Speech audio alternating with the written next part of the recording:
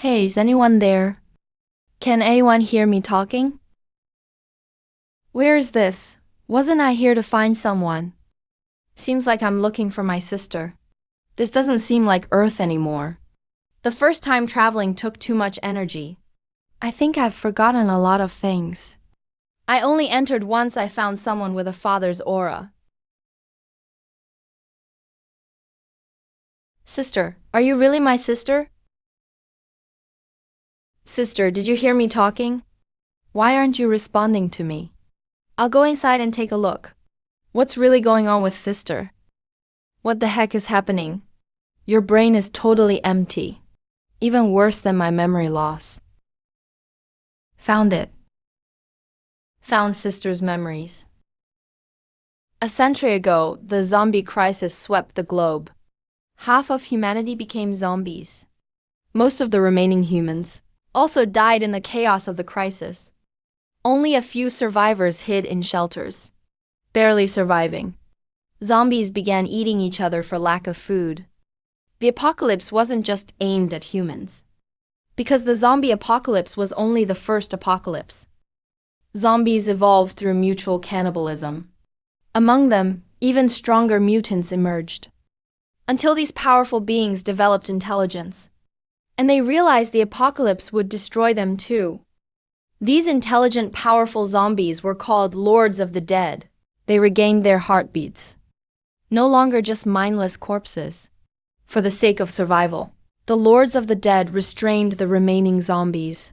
Humans also reconciled with them, facing together the ongoing series of apocalypses. Natural disasters and humanity reached agreements with zombies to cooperate and repopulate. A brand new type of human soon emerged. They became known as dead people. The outstanding dead people inherited zombies' strength and human wisdom. But some children weren't so perfect. They inherited the drawbacks of both races. They were considered failures, banished to the wild to die on their own. They were abandoned. So they were called rejected ones, ape-men zombies, dead people, irritated people. The new human roadmap never brought hope. The apocalypse was far from over, and humans remained utterly defeated. Sister is one of the irritated people. She has wandered this wasteland for almost a century. She has no goal, no place to shelter. She only survives on her most basic instincts. That's what's kept her alive all this time. So this is what happened here. Sister's fate is even tougher than mine. She managed to survive in this awful place for so long. Oh no! There's a monster, sister. Run quickly. Sister, don't just stand there. Sister, what are you trying to do?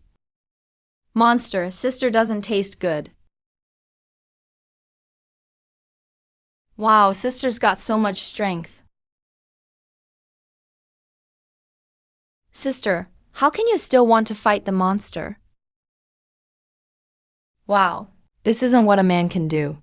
She fights so fiercely. With that punch, even the monster would be stunned. I think I know how sister survived. Because sister is the toughest. Sister, does it hurt? The giant spider is scared now. Forget it, sister, let it go. Let's not chase after it. Sister, are you hungry? But looking around, there's nothing edible. I feel so sorry for sister. She eats roots every day. That's why she's malnourished and never grew up. Sister, my energy for traveling is almost full. Soon, I can take you to another world. Energy is fully charged. But how do I wake sister up? She doesn't respond to my calls at all. Her mind is a complete blank again. What should I do? About father. Maybe sister still remembers father. Maybe she responds to father's image. This is a good way to test whether sister's consciousness has completely faded or is just dormant deep in her body. Great, sister woke up. Silly sister. Her heart is empty now. But she hasn't completely forgotten father. Thank goodness. I haven't forgotten either. I need to find you. Protect you. Finally made it through. Sister Renren is really tired. Why does it feel like someone is pulling Renren? Oh no, sister is too anchored to that apocalypse. Should be dragged back. We can only stay in this world for a few hours now. What should I do? What do I do now? Sister has no money. Ranran has no money either. Sister, that looks tasty. But I think father said you need money to buy things. Forget it, never mind. Worst case, I'll travel back. Not thinking about it. Ouch. You little one, bumping into me, you're pretty bold. Hey, uncle, why are you so aggressive? My sister didn't do it on purpose. If you don't leave, I'll grab you myself. You dare keep standing here? Hey, you silly kid. Stop bullying a little kid. Why are you shouting? Bullying a little kid isn't impressive. You've got a big face. A little kid just walking. Where's your conscience? Yeah, bullying a little girl. What's your deal? Such a big head. Needs strength and dough. If you don't leave, we won't call the police. So worthless. Don't be afraid. Kid, Auntie is here. She won't dare bully you anymore. Go, Auntie. Auntie is the best. That uncle is so lame. He ran away after just a few words. Look, your skin is scraped. Does it hurt? Poor little kid. Here, child, eat. Just made it.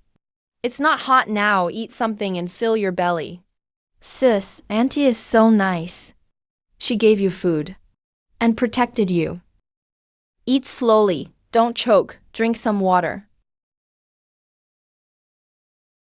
Sis, you're so clueless. Opening bottle caps with your teeth. Seriously. But being full is most important. But sister, I lied to you. Your empty heart still holds father. But that's also father's last shadow. Even though father was a traveler, he was still human.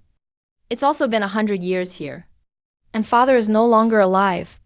What else can I do? Sister, we don't have father anymore. Kid, what's your name? Where does your family live? Is the child not able to talk? Or just shy? Doesn't seem like a lost kid. Look at what's on you. Come, Auntie will help wash your hands. In this situation, we should call the police. But this kid looks so timid and doesn't say anything. If we ask and he doesn't answer, will it scare him? Old Zhang, please help look after my stall for a bit. I'm going next door to buy a couple of clothes. I'll be back soon. Child, wait here. Auntie, don't run off. Auntie is buying you new clothes. When I'm back, I'll clean you up, okay? Auntie Lin, aren't you bargaining today? Not today, got a little one waiting for me.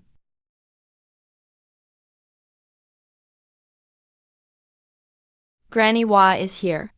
Granny is back. Child, where are you, kid? Wait here for Granny. Oh no. The power to travel through time is gone. Ranran can't hold on anymore. Sister, we're about to be pulled back to the apocalypse. Why can't sister completely leave the apocalypse? If it's just because of the apocalypse bloodline, then dad is an earthling. Sister still has half earth blood.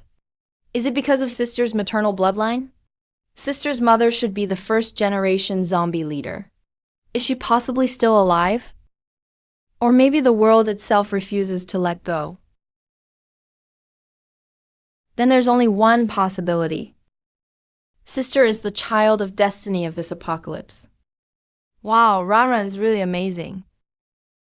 So Ranran took away the child of destiny of this world. No wonder little Stingy isn't happy. Forget it, forget it. A few hours a day isn't bad. Poor sister. Once I recharge, I'll take you back for some egg pancakes. Ooh, back in the dangerous apocalypse world again. Smart sister knows this grass is poisonous. Can't eat it. Poor sister. Are you remembering something? Sister reacts to the image of dad. That means her self-awareness is just dormant. She just needs some warmth to drive away the cold from the apocalypse in her body.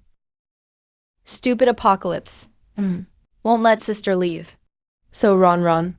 Even if you can calculate the maximum time sister can stay on Earth, not a minute longer for you. I'll make you mad, Ranran. I'll make you mad. Because Ranran brought sister to the modern world. So Ranran's power also decides how long sister can stay in the present world. But the energy that forms the time travel light path also includes apocalypse energy. It helps sister return to the apocalypse, but doesn't help sister go to the present world. So traveling to the apocalypse, Ranran barely uses any energy. But traveling to the present world requires Ranran to use lots of energy. After Ranran's calculation, sister and Ranran can stay in the present world for at most 12 hours now. Maybe once Ranran gets stronger, this time will get longer. But we'll still need to return to the apocalypse once a day. Besides that, Ranran found out sister has powers too, also related to space abilities. But sister doesn't know how to use it yet. Sister Ranran is fully charged now, ready to go. Oh wow, the stupid apocalypse is still pulling Ranran. Sister, you didn't get hurt, did you? It's all the stupid apocalypse's fault for causing trouble. Ranran didn't stop steady enough. Going for egg pancakes. Chicken Granny, we're back. Sister, do you still remember the way? As expected, it can't stump smart sister. Oh dear child. You finally came back. I've been looking for you all night. I thought you weren't coming back anymore. The new clothes I bought for you, I never got to give you. Sister, be a little more polite. Smile, forget it. Wouldn't you just eat first? Bear with it, you'll feel better soon. Poor little kid. Come here, child. Let me wipe you up. And change into clean clothes. This child is really too heartbreaking. No matter what, can't just let a little kid run around outside. Child, eat. After eating, Granny will take you home. Granny wants to take sister home. Should Ranran stop her? Never mind, Granny is a good person. She must be worried about sister and wants to take her in. This is a good thing for sister too. Ranran can connect to sister's senses. Ranran wants to eat too. So prickly, so prickly. Clean clothes. Heated egg pancake. Perfect. This is life. Come on, hand for Granny. This child is so good looking. I wonder if there's any fate left to help her find her real parents. Granny is really nice. She seems to treat sister like her own child. Eat slower, don't choke. Those damn traffickers. The child is exhausted too. Fell asleep so fast. Sister, the stupid apocalypse wants to pull you back again. Sister, wake up quickly. There are others around you.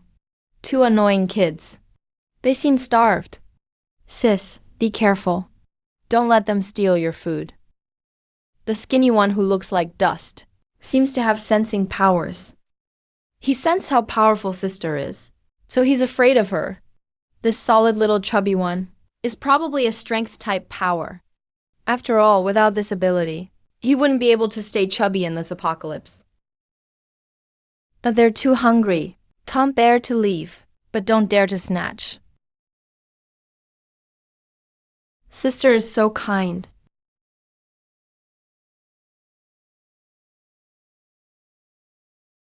They know how to share the food. Means their relationship is good, not bad character either.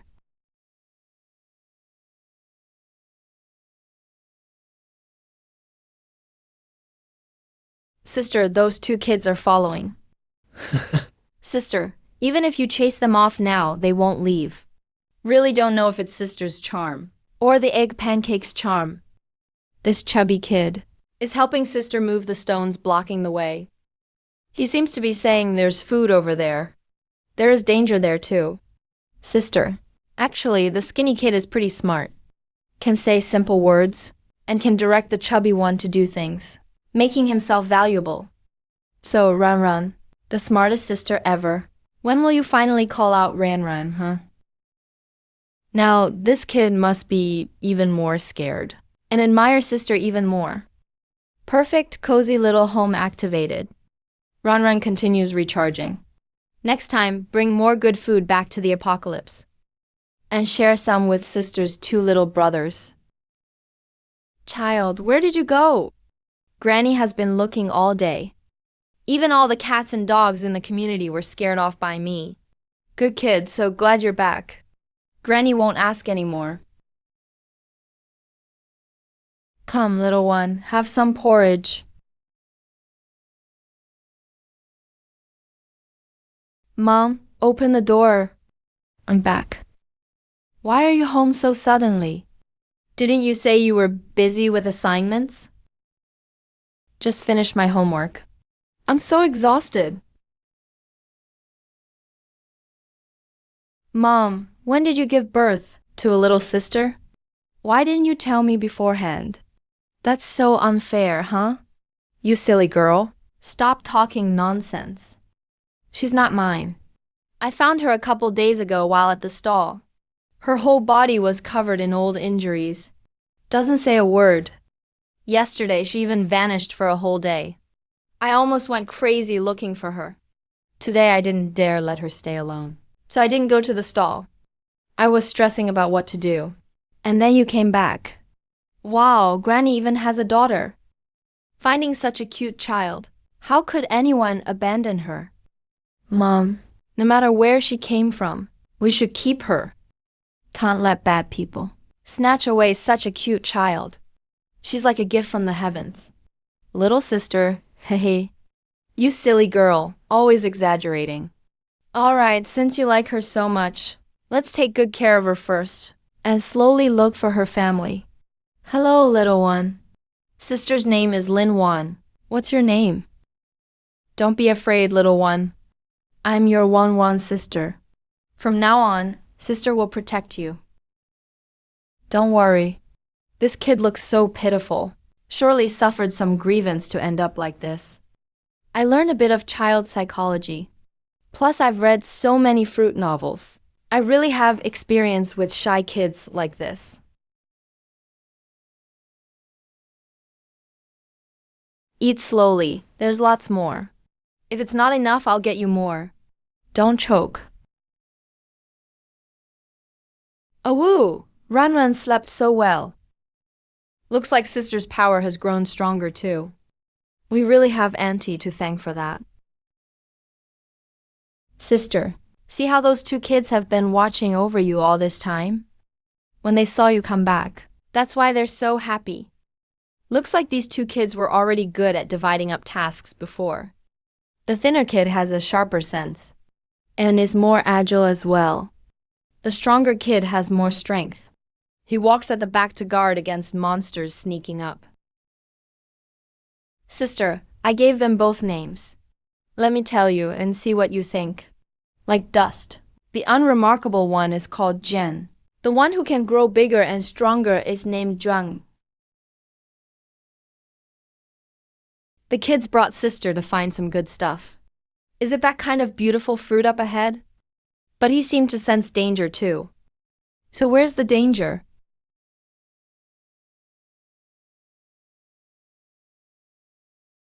Oh no, there really is a monster.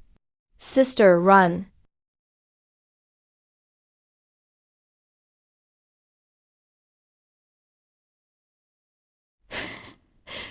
Sister, you're really smart.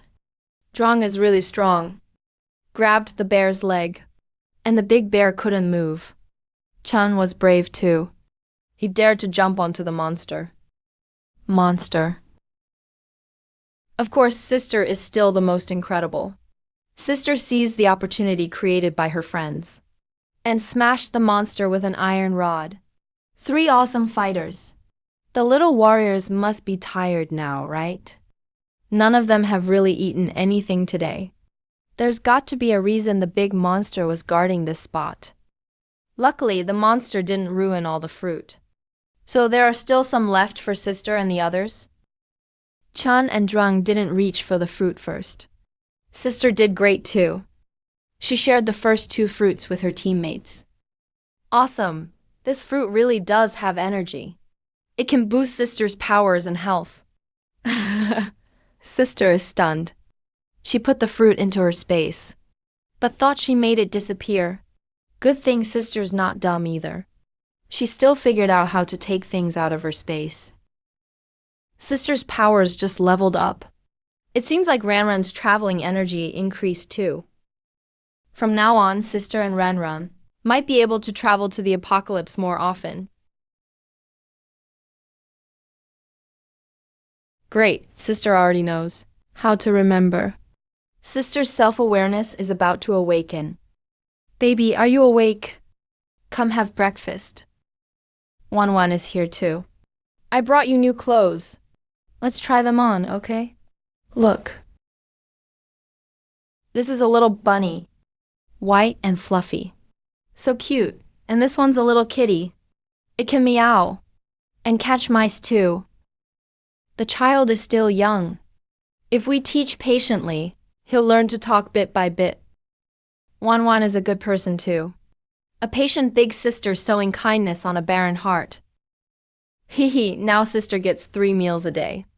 That's so much better than just once every 3 days. Sister's awesome. The memories are starting to become clearer. This herb is edible. Sister put it in her space. Does she want to give it to Auntie? Father, can you see this? Sister is finally going to wake up. Longing is longing. Sister has begun to miss that warm home. She recalls those indescribable, exciting moments. Wan, do you think the little one will come back? Don't worry, Mom. She remembers how good we were to her. She came back. Child, you're finally awake. We were just worried about you. Afraid you'd disappear again. Look, this is a puppy. It goes woof woof and likes to wag its tail. That's right, and this one's a bunny. Come on, let's build a house together. That's wonderful. You're such a good baby. You need a name, don't you? Let Auntie give you a name, okay? We'll call you Nianan, with the Nyan for longing, and An for peace. We hope you'll always be safe and sound. Nianan, that's your sister's name. Nianan. It's just as pretty a name as Ranran's. Look, Mom, he's smiling at you. He likes the name. Nianan. Let's do your hair all pretty, Nianan. Shall we? Oh no. Nianan, how did your hair change color? It's sister's power. She reacted to your name. So her happy mood showed in her hair. Could it be the Kum's color came off? No, that's not it. This child really is special. Little baby, your hair. How did it change color? This child is just too unique. Will it attract people with bad intentions? But whoever dares, I'll risk my life to stop them. What are you talking about? I'm still alive, you know. Nianan with the Nyan for longing, and An for peace. Nianan, Nianan. That's such a pretty name. From now on, we'll call you Nianan. Did you hear that? Nianan, Nianan. So pretty. Does this hairstyle look good? Let's build a little house, okay? Bright red building blocks, as red as apples. Clap your hands along with sister. Nianan finished his porridge. What a good kid. Want to see the sunset too? Sure, let's go. Look, that's the sunset. The sun's about to set. The sky's all painted orange red. Yanan's mom. That's such a beautiful name you chose. Orange really is such a warm color. Haha, sister's happy. Ranran's happy too. What's sister thinking about? Why so young and already can't sleep? Is sister hungry? Wow, sister is getting sharper. She even remembers to take food back to the apocalypse. Let's go, I'll take you now. So Chen and Zhuang can have some too. Look how happy Chen and Zhuang are. Sister never forgot her friends in the apocalypse. The food there mostly looks just like basic ingredients. Maybe these two kids have never had a proper meal since birth. Zhuang lets Chen eat first, because Chen is smaller and doesn't eat much. If Zhuang ate first, then Chen wouldn't get anything left. See this big half bowl of porridge? It's just enough for Zhuang to finish in one gulp. And he still looks unsatisfied, like he barely tasted it. But he remembered to hand the bowl back to sister. Such polite kids, just as expected. It happened again with sister. She put things away in her space and forgot she had that ability. But just look at those two kids' reactions. They still remember sister has space powers. Sister, you need to keep learning, or your little brothers will outdo you. After eating, they started their wandering for the day. In the apocalypse, staying in one place too long usually means more danger. Chan seems to have found something. What? Wolves? There's also an abandoned child by herself. A little girl who looks even younger than sister. She looks so scared. Wow, Zhuang is so big and strong. Looks like Zhuang is full now. This time his powers have definitely gotten stronger. Big brother Wolf Cub is scared now. Just gave up on the fight. She sure ran away fast. This little girl with grass on her head is still scared. Because Big Zhuang looks pretty intimidating now. Thankfully, Sis showed her kindness with the star fruit. Because this fruit is supposed to fill your stomach. It can also replenish supernatural energy. You'll be safe after eating it. The little girl finally isn't scared anymore. She leaned against her big sister, exhausted, and fell asleep. Sis is starting to look more and more like an adult. She helped Aiken find a safe temporary camp. The little ones are all settled. Ranran is dead tired. Energy recharged about enough. We'll go home and have a hot meal later. But now Sis has 3 little brothers and sisters. Next time, Mama will have to make more delicious food. So we can bring more back. Otherwise, there really won't be enough to go around. Too bad Sis still can't talk. Can't express her own needs. Ah, the adventures of smart Ranran and silly sister. The road is still long ahead. You really get more and more clueless as you grow up. Look at all this stuff you bought. It's piled up like a little mountain. You say you bought it for Nianan. You're letting a little kid eat spicy strips? Honestly, you're just being greedy. Blaming it on Nianan, but it's for you. I'm just buying it while I'm at it. Letting Nianan try something new. And stock up a bit for myself. These are all snacks kids love. Milk sticks, crispy noodles, chips, and milk. Got everything. Nianan will definitely like them. Nianan, have some warm milk first. See? Told you she'd like it. Alright, enough already. Quit being so chatty. All these snacks go in Nianan's room. You better eat less. Don't set a bad example. Alright, you're sleeping with me tonight. Don't crowd Nianan. If Nianan wants a snack, she can get it herself. Wanwan bought everything for you. Wow, Wanwan got so many yummy snacks. Now all of Sister's friends are in for a treat. Look how excited Sis is. Which snack will the 3 kids choose first? Oh, looks like Eacon's eyeing the red one. The one that looks kinda tough. Big Zhuang. Probably chose it because there's a bear on the package, like him. Round and chubby. Ekin ended up picking the ultra-spicy strips. Ekin says it bites his tongue. Ekin ran off from the spiciness. Big Zhuang is really enjoying it. Ekin is staring with his little eyes. He came back. And he's ready to take on the spicy strips again. Well, Ekin got burned again. The stubborn Ekin is back once more. Will he finally conquer the spicy strip boss this time? Congrats! Ekin defeated the spicy strip boss.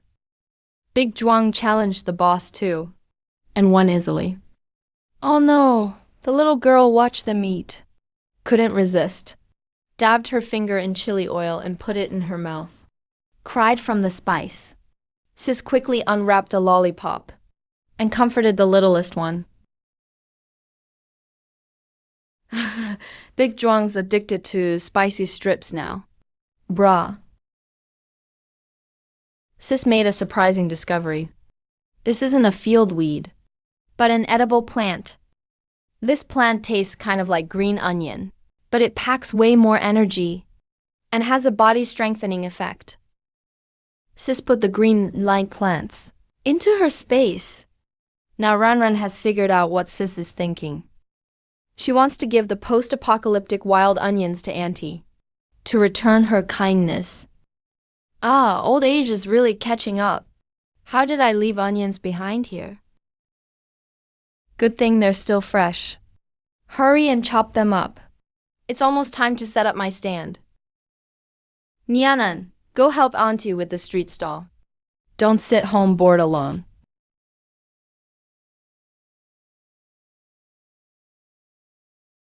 Auntie, 1 egg pancake please. Same as always.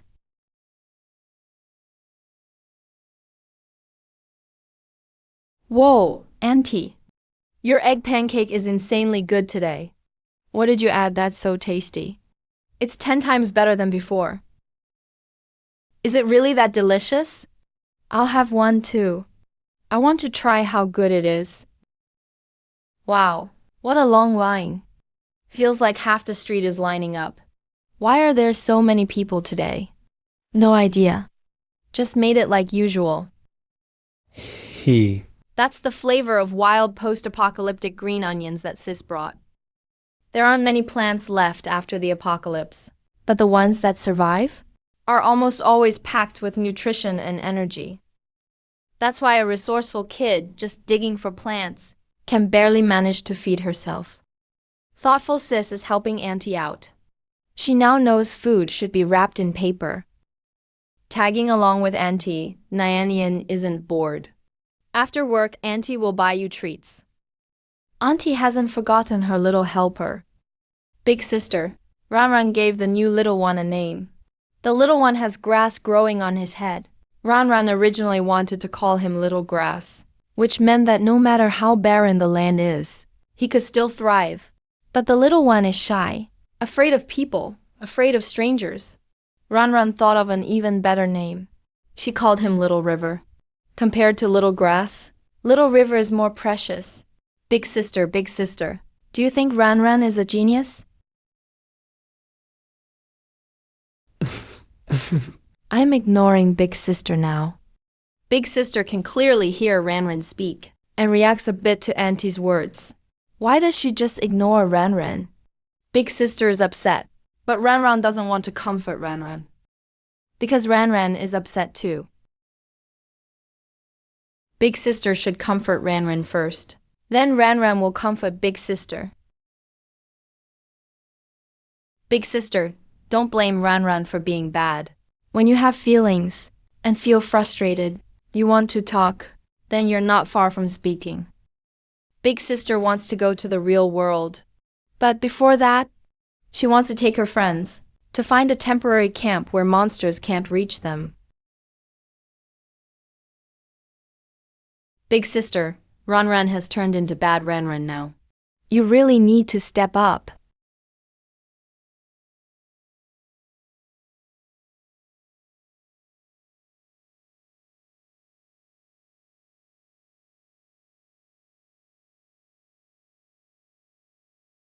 Mom, don't worry. Nyan will definitely come back. He's so obedient. He can't bear to leave us. Ah, this kid has disappeared for another day. He's made us really anxious. I'm genuinely afraid he won't return. Nine, you're back. You made Mom and me worry so much. It's good you're back. It's good you're back. You must be hungry. Have some porridge to warm up. No matter where you go in the future, always remember to come back. We'll be waiting for you at home. Say it out loud. Big sister, say what you want to say. Nyan, in. You spoke. My Nyan is amazing. Nyan heard it. I heard it. Great. Nyan finally called his own name. Yay, Big Sister called her own name.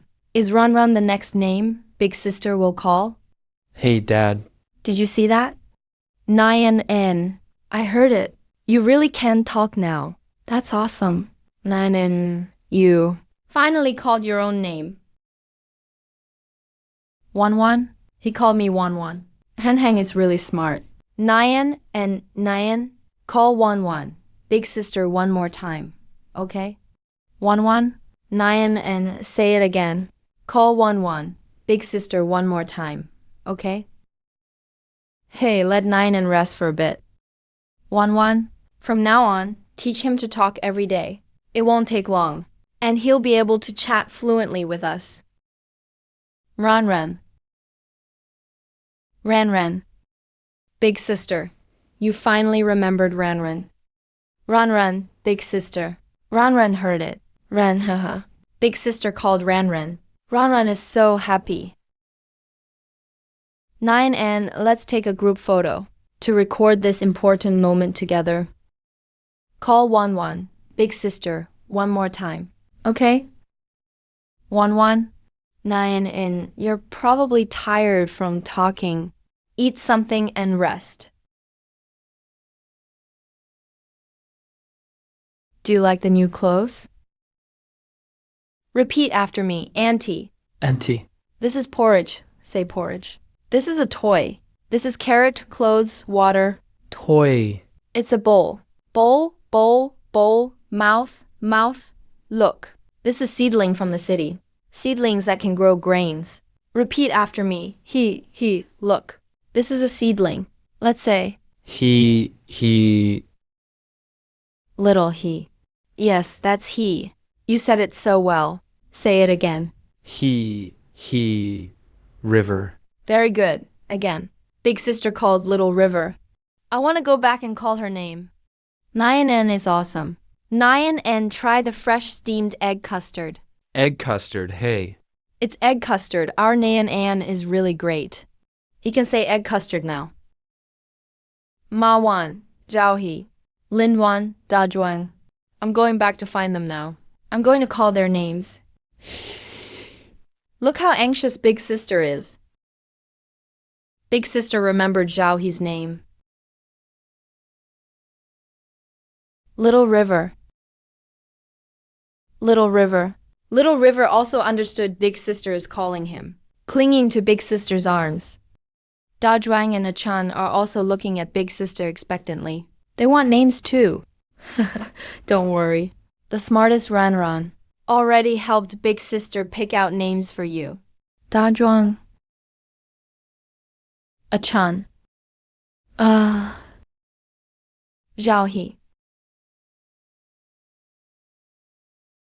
Big Sister's heart warms up, where her heart was once chilled and ignored. The presence of so many people shields her from the cold.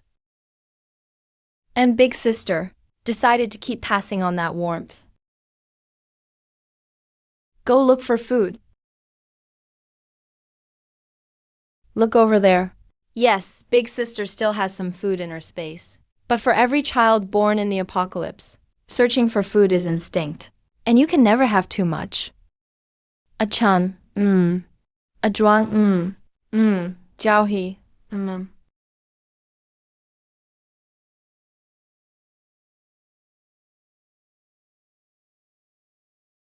This kid ate all the snacks he bought last time. He really loves to eat. Let's buy him some more, so we don't run out. Nyan, you're awake. Take these snacks back to your room. Eat whenever you want. If it's not enough, Auntie will buy you more. There are a few packs of instant noodles in here. I left them last night. If you want them, Auntie will make them for you. Big sister can't wait to share new flavors with her apocalypse friends. All right. I'm really afraid of you. Time to activate the crossing. Everyone, come here. This is instant noodles. To cook these, you need a pot and clean water. Dajwang is really strong. Achan understood what Big Sister meant. He's helping them look for clean water sources.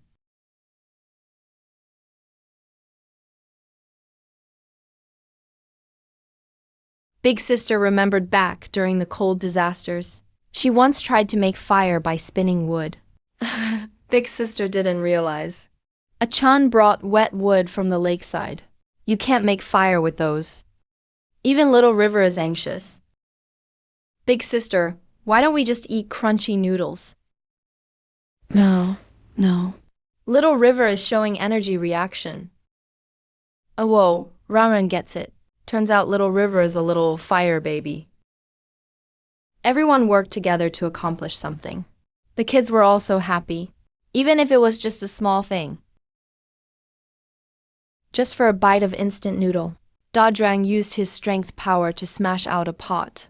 Achan used his sensing power to find water.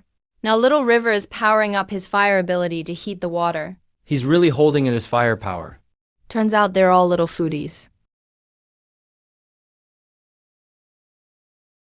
All those little eyes can't take their gaze away from the pot.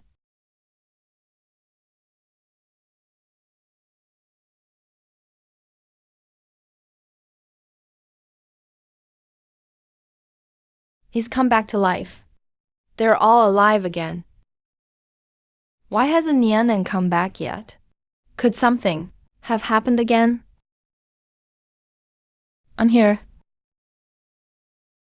Mom, you're finally back. You scared me to death. Come back and eat breakfast. Mom, let me tell you something. I recently discovered that Nianen isn't just sound asleep. He really can disappear into thin air. Sometimes he's right next to me 1 second, and gone the next. Then he'll suddenly show up again after a while. I told you, he's different. Maybe he really is a little alien. I won't let the bad guys find him. Mom, we'll help him stay hidden. We absolutely can't let anyone take him away. For now, we'll teach Nianan the language at home. Let's just stay at home for now. It's okay for now, but eventually this kid needs to spend time with kids his age. He needs to go to kindergarten. I know you're worried about this. I've got it under control. Don't worry. I'll figure something out. Also, yesterday I saw some news online. A group of human traffickers were caught in another district of our city. They confess there are accomplices still at large outside. They specifically target kids like Nianen, those who are mysterious or quiet. Mom, I'm not trying to scare you by telling you this. I just want to remind you. If we really want to take proper care of Nianen, we need to handle the paperwork as soon as possible. Think about it, he doesn't even have an identity right now. If he's ever kidnapped, we wouldn't even be able to call the police. Even if we did call the police, we couldn't explain where he came from. There'll be nowhere to cry when the time comes. Hey, daughter. Of course I know how important this is.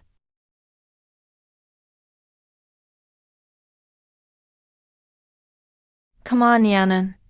Let's go for a walk.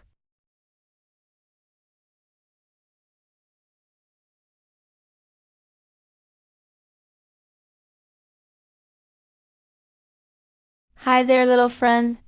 Let's play together, shall we? Don't be scared, Nianen. They're all good people. They won't hurt you. We'll take walks more often from now on. You'll get used to it, okay? Okay. Sorry about that. He's a bit shy around strangers. Once he gets used to it, he'll play with you. Niana, you're back. Come over here. Look what Auntie and One made for you to eat. You're way too skinny, kid. You need to eat more. Mom, I asked my friends. Without any documentation, the police station won't help at all. We can't just let Nianan be undocumented forever. I've got a solution now. Is Shulin home? Cousin Jiangwo. You're here, come in. It's rare for Cousin Shulin to ask for a favor. Of course I won't refuse. Cousin, you know this kid has had it rough. One and I want to adopt her as our daughter. But there's no hukou household registration, no papers. We can't get any paperwork done. It's really stressing me out. My village is in a remote area. The mountain roads are tough. Kids in almost every family usually don't get registered until they're 1 or 2, sometimes even later.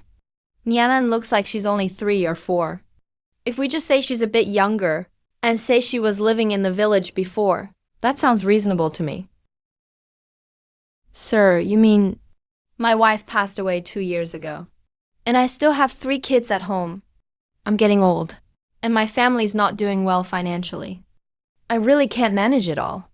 So Nianan is my child, and because I can't raise her, I gave her up for adoption to you. You've got a home in the city and a stable income, so you can give her a better life. I'll talk to the police station, it'll definitely work. Thank you so much, cousin. You've really helped me out a lot. I'll remember your kindness my whole life, Nianan. Tomorrow, we're going somewhere important. Let's wear this new outfit, okay? Okay. Oh my gosh. Nianan looks so adorable. We'll definitely get the paperwork done tomorrow. Our Nianan is already so cute. With new clothes on, you look just like a little angel. 9, don't be afraid. We're just going to take care of some paperwork. The uncles and aunties there are all very kind. They won't hurt you. Hello? What business do you need to handle? Comrade, we want to apply for a household registration ID for the child. Sorry to trouble you. Please show your ID card, household registration booklet, and any related documents. Let me understand the situation first. Comrade, are you sure you want to adopt this child? Will you raise them well and take responsibility for them? Comrade, I'm sure. My daughter and I will treat this child as our own. We won't let her be wronged at all. Little one, don't be scared. Uncle just wants to ask you a couple of questions. You'll have a household registration soon, and an ID card. You'll finally have a real family. Let's fill out this form first. I'll explain it to you. All the documents are in order. Next, we'll take a photo for the child's ID card. Come on, let's take a picture. Don't be scared. It's okay. One is here with you. Auntie will help you get a great picture. Little one, look up at the camera. Smile a bit. You're being so good. So pretty, such a natural beauty. All procedures are done. Keep your documents safe. Comrade, thank you so much. Sorry for the trouble. It's what I should do. Wishing your family happiness. Cousin, seriously, thank you so much today. No need? No need. We're all family. No need for thanks. Grandpa. Mom, the paperwork is finally done. Nyan has a legal identity now. She officially be Lin Nianan, part of our family. Mom, we have to celebrate properly. Sounds good. Let's celebrate. We'll throw a proper celebration. My sweet Nyan finally has a family. Let's go to the mall to celebrate. Sure, whatever you say. And let's listen to Nianan too. Whatever Nyan wants to eat, that's what we'll get. Nianan, today we're eating this. There's a hamburger inside, chicken wings and cola. All kids' favorites. You'll definitely like it. Ranran proves it's really tasty. Mom, don't cry. Nyan, with us you'll never go hungry again. We'll bring him here to eat often. Little girl, here, this is for you. I'm full. Nyan say thanks and accept it from the little brother. Thank you. You're definitely a big sister. So quick at gaining a new little brother. Nianan, let's come here again when we have time. Nyan, Let's go watch a movie, okay? Movies are a lot of fun. Okay. Nyan, you pick a movie to watch, okay? See which one you like. Looney Bears is a box office hit right now. It's really good. A lot of kids like to watch it. Bad bear. Sis must have remembered. The big silly bear who stole his favorite fruit. Nyan, this one isn't very good. A little scary. Let's pick a different one, okay? Alright, let's watch this 3D movie.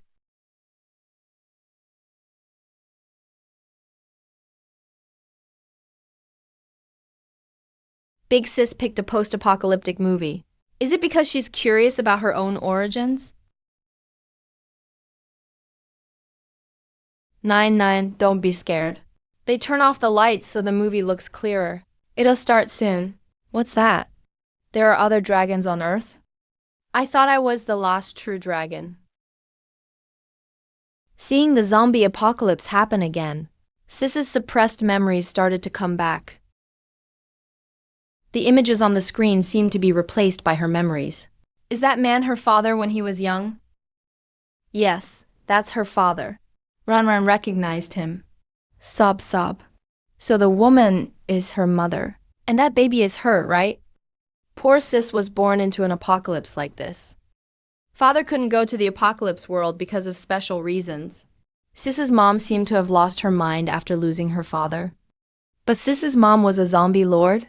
How could she be attacked by zombies? Could other zombie lords be targeting them? Whatever the case, Sis's mom should still be alive. That's the best news.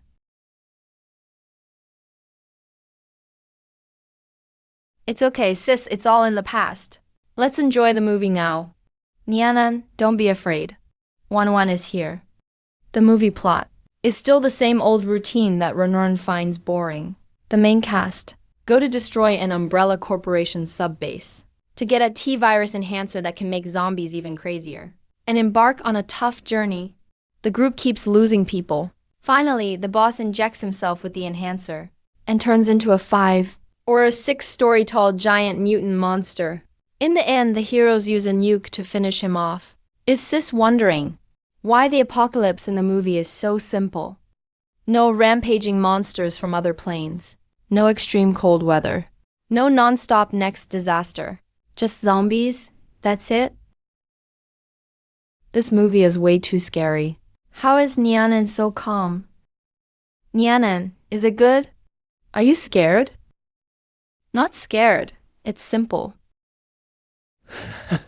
Knew it. Big Sis looks down on this easy mode apocalypse. After getting her identity, she officially became part of Madam's family. First, reach in your little hand. Then pull it out. Okay. Wan is teaching Sis to talk. And Sis is picking up language really fast. My Nyan is the best. Big Sis knows how to sing. Madam, your egg pancakes just keep getting better. Right, thanks for the praise. Meanwhile, Sis brought back some more wild onions from the apocalypse. Madame still hasn't noticed. Just thinks business has gotten a lot better lately. Wan comes home from school a lot now. She often takes Sis shopping. So the neighbor kids have enjoyed lots of good food too. Wow, from now on, Wan will buy you even more fun stuff. So you'll be the happiest kid. Thank you, Wan. Sis is turning more and more into a little grown-up. She makes sure the kids in the apocalypse never go hungry anymore.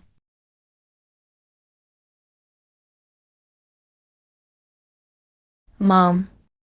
Eken is so smart. He already knows to call out Big Sis's name. Time to eat. Yeah. Eat. After eating, Sis wants to go find ingredients she can take to the real world.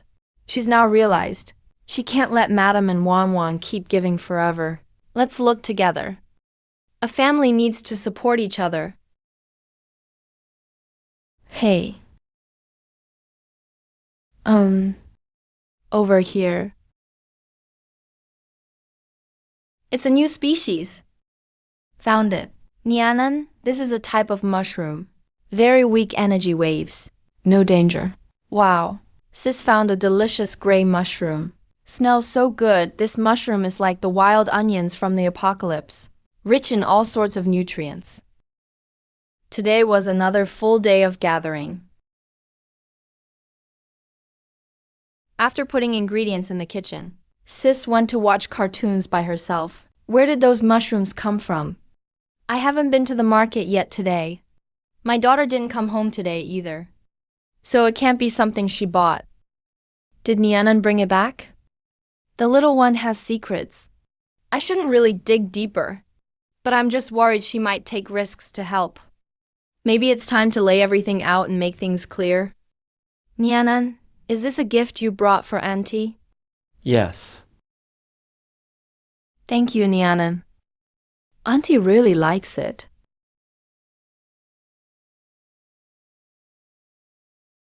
Nianan is not in danger. Auntie knows. Sometimes Nianan goes to another place. If Nianan needs Auntie or you, or Sister Wanwan to help with anything, or to buy something for you, you should learn to say it directly.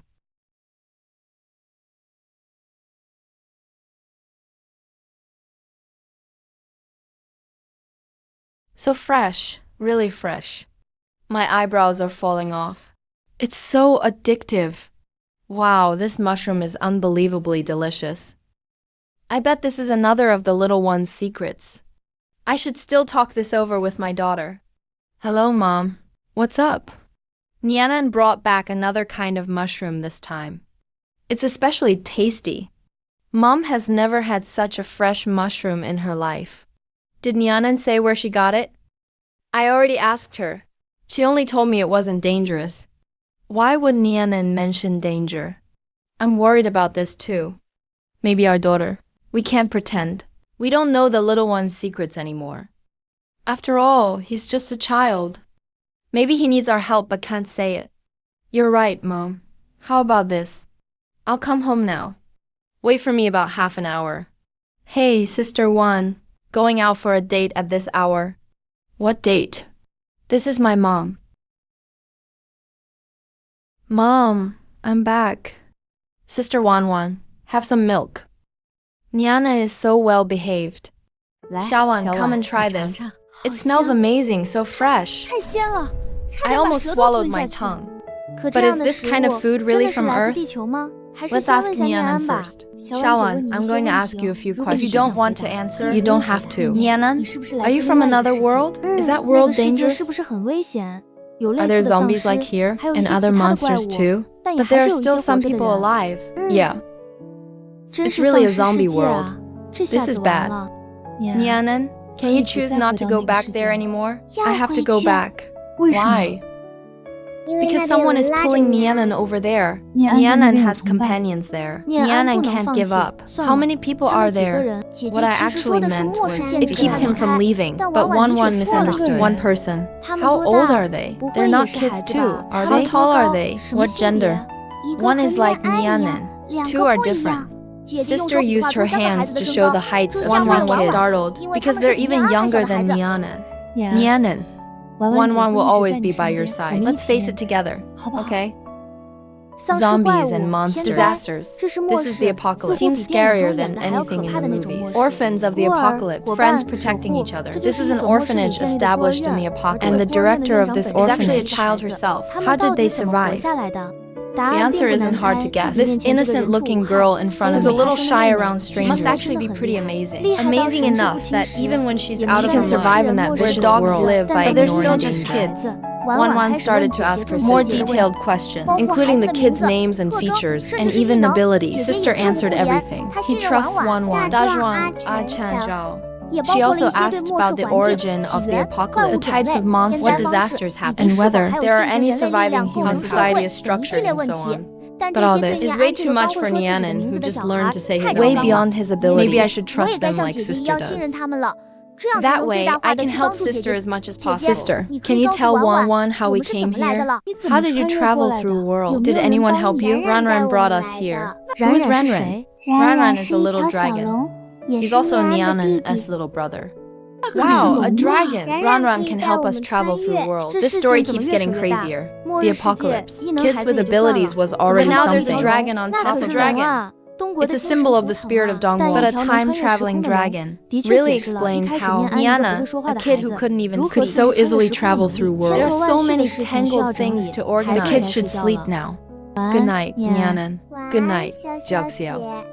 Now that I know what it's like over there in the apocalypse, I can't pretend I didn't see it anymore. These kids are so pitiful. Supporting those kids over there is urgent. Currently, these 3 kids, since they're Nianan's brothers and sisters, are my siblings too.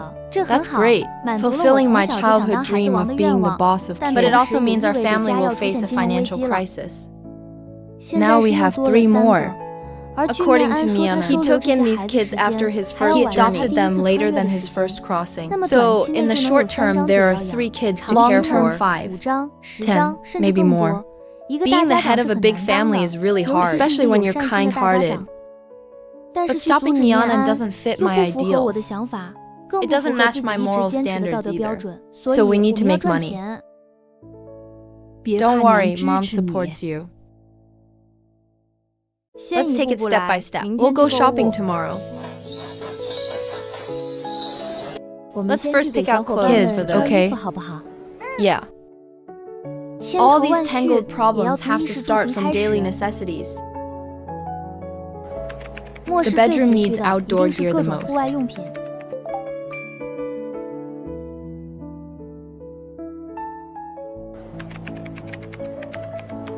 A lot of high-calorie emergency food.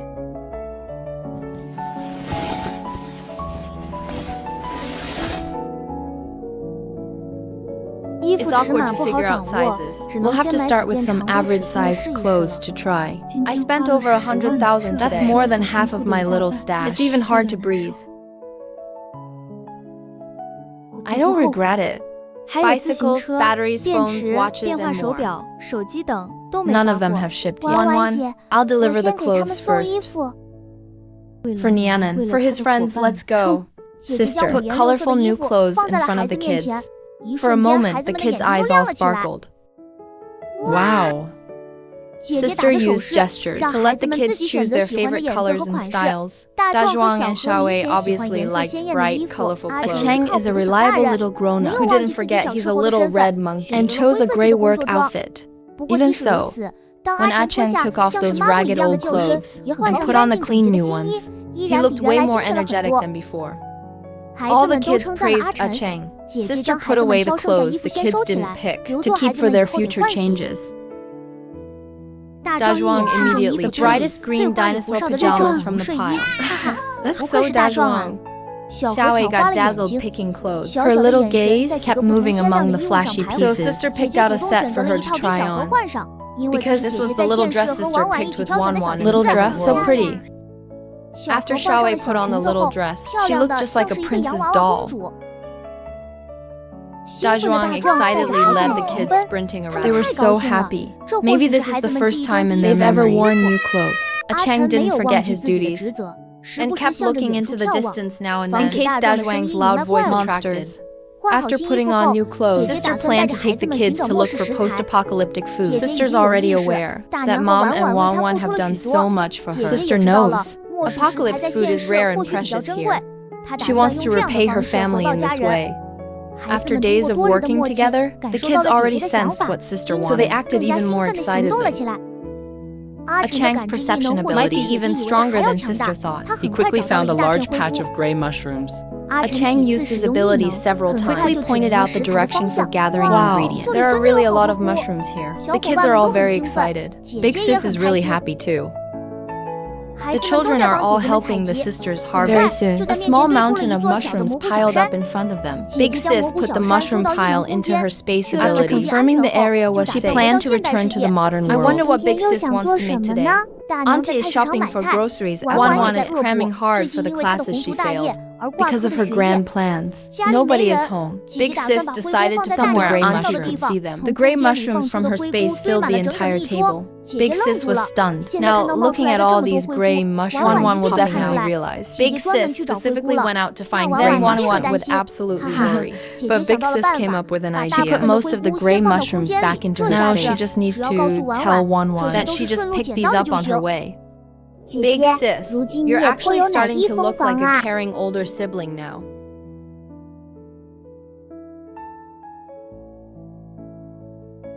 Sigh. Damn apocalypse. Is up to tricks again. Big Sis has been through several extreme cold Each time she relied on her strong body and buried herself just to survive, barely making it through each disaster in a mess. This time Big Sis has ran.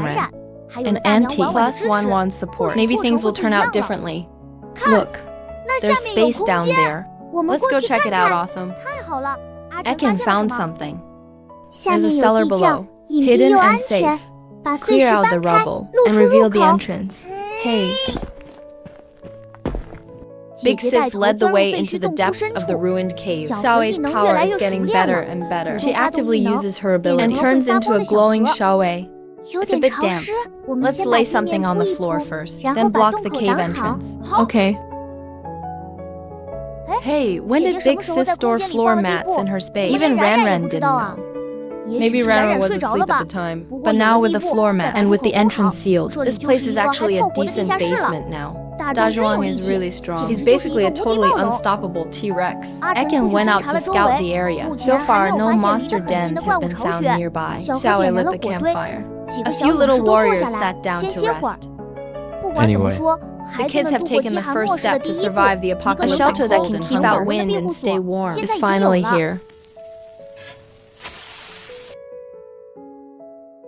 Oh my god. Auntie, your egg pancakes are just amazing. They taste fresh with a special fragrance. Even better than any egg pancake I've ever had. What secret ingredient did you use? If you like it, have some more. Auntie, give me another one. Pancakes as usual. Just add lots of your family's special so delicious. I've heard about Auntie Lynn's egg finally got to and they really live up to their reputation. You should try them. You guys never spoil me. Looks like everyone's learned my cooking skills. Everything's for me, all for me. Do you like them? Jeez, you bought so many things without telling me. Is your little savings stashed almost empty now?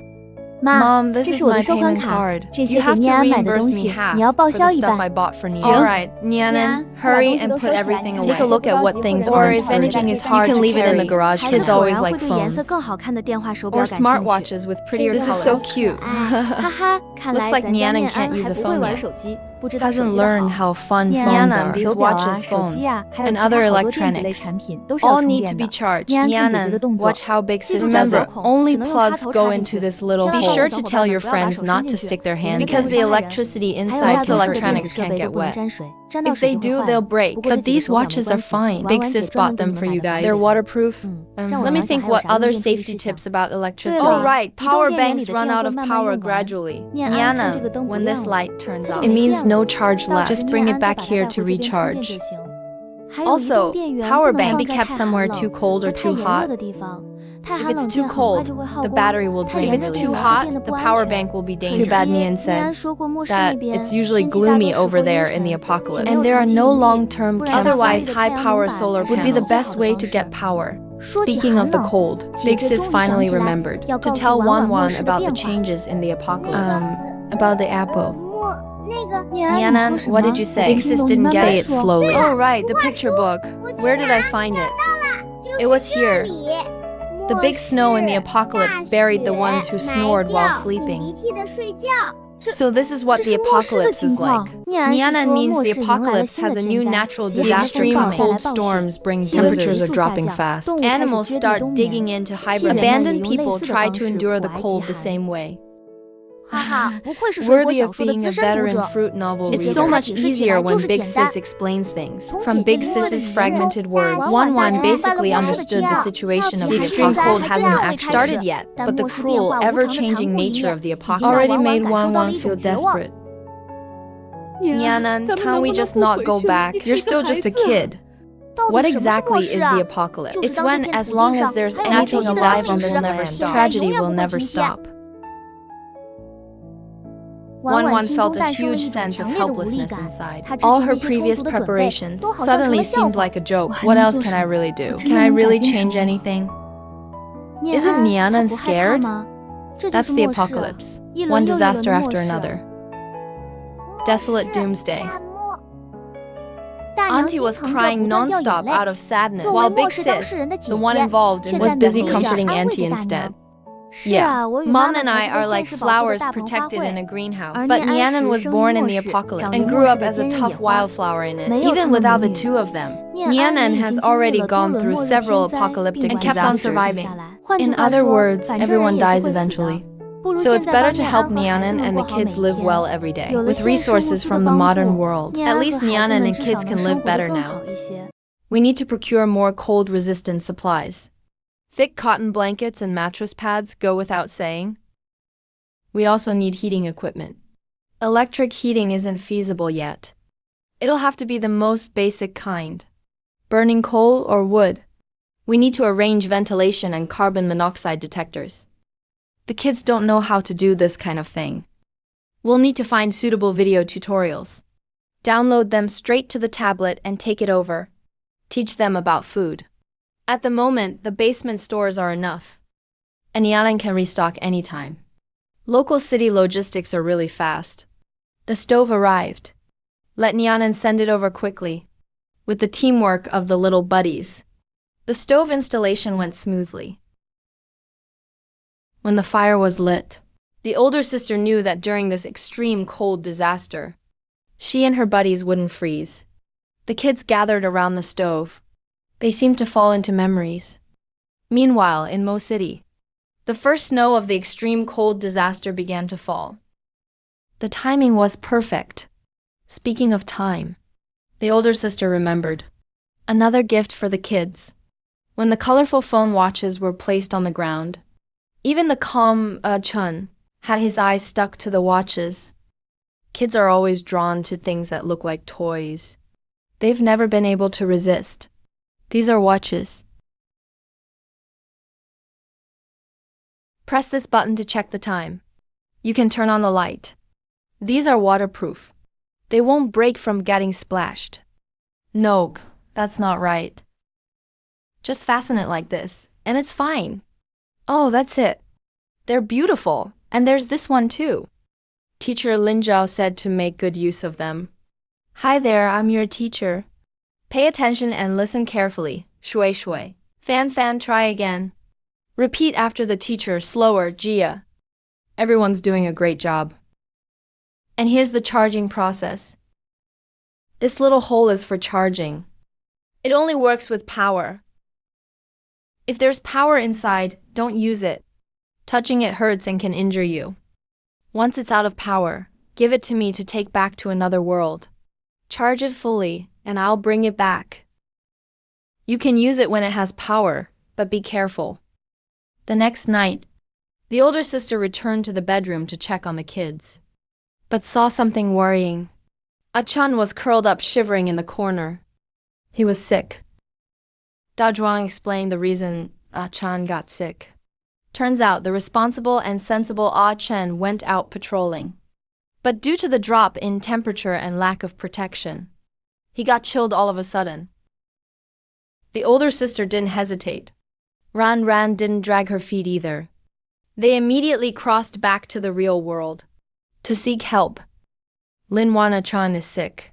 He's got a fever from the cold, needs medicine. Nianan, don't worry. Wan will help you find medicine right away. Give the kid just half a tablet at a time. Use warm water to take it. Twice a day. These are kids' cooling patches. Stick it on his head. Keep him insulated. If the fever isn't gone, don't let him get chilled again.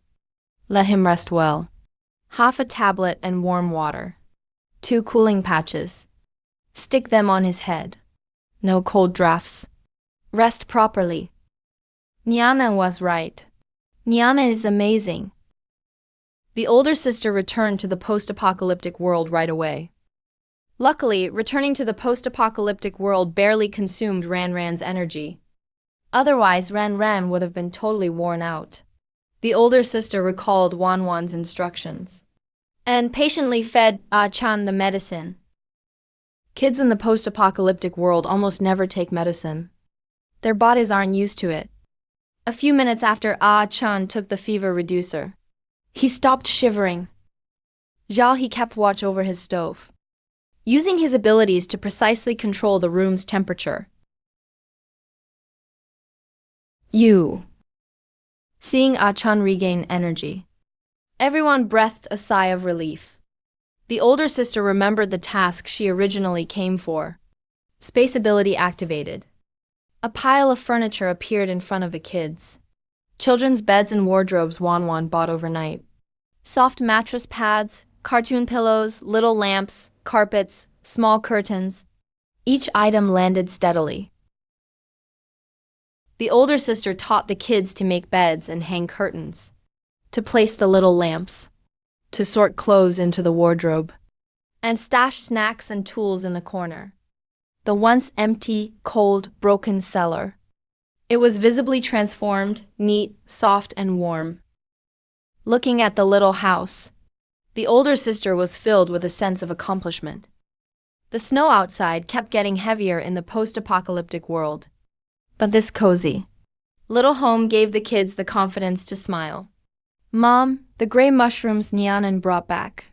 Have you decided how to use them yet? Not yet, why?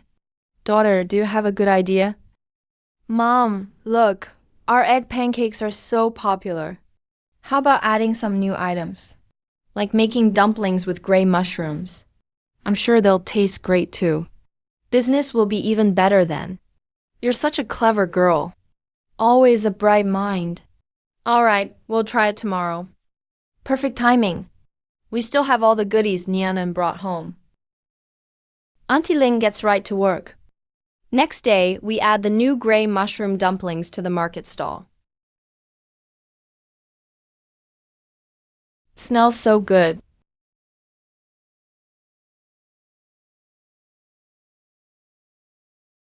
Oh my gosh! What kind of dumplings are these? I've eaten specialty dumplings in at least 10 cities. None of them beat these dumplings. 2 more orders. I want an order of dumplings. I want egg pancakes. I want both. Everyone, don't rush. Wait patiently. Everyone will get theirs. Thank you. Have a nice day. The older sister sat quietly on a little stool by the stall, watching all this in silence. Watching Auntie Lin and Lin Wan busy but smiling happily. Watching the diners satisfied. He knew. He was no longer just surviving by instinct. No longer someone with no self. He now had Auntie Lin and Wan who cared for him. He had companions who trusted and relied on him. He had people he wanted to protect. He had warmth he wanted to cherish. He secretly made up his mind. He must become stronger. Not only to protect family in the real world, but also protect his companions in the post-apocalyptic world. Let this warmth continue between both worlds. Days quietly passed in the ever-turning cosmos. The extreme cold disaster grew worse. The post-apocalyptic world had long been sealed in endless snow. The older sister's shelter was the only warmth in this deathly silence. The fire burned year-round. The floor was covered with thick velvet sent by Lin Wan. The corners piled full with instant noodles, compressed biscuits and hand warmers. As warm as spring, outside the shelter, was a hellish landscape, like wild winds blowing heavy snow, howling loudly. The ground frozen solid, crunching underfoot. Sometimes you could see huge monsters in the cave walls, their bodies stiff, collapsed in the snow. Some had exposed fangs. Some had frozen wings, their ferocity long gone. Only silence remained. Because the older sister had told them about Auntie Lin's family, the kids were aware who was behind all these supplies the older sister brought. Ah-chan had completely recovered.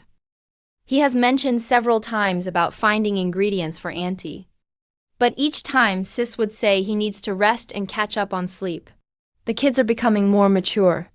Faced with good intentions from strangers far away, they all actively try to find ways to give back. But Ranran also feels the kids always have a sense of insecurity in their hearts. They are being well cared for, surrounded by selfless love, but still worry it might slip away at any moment. There's uncertainty about it. So, they subconsciously try to make themselves more helpful and assist with more tasks. In the eyes of family from that other world, they want to leave more traces of themselves. Damn indifference. After Chan's lesson, Wanwan had already prepared extra winter clothes for Sis. It's time for the happy moment of changing into new clothes again. So warm. Wow. Zhao puts on the little bunny hat. So cute. Dazhuang found a down jacket in the same color and put it over himself. That's actually convenient. Achan still prefers a mature style. Sis put on her winter clothes too. Alright sis, just now I raised my voice a little bit. You and Zhao He are the cutest. Let's go.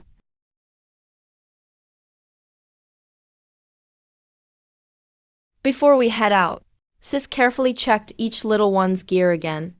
Warm. Let's head out. Let's go.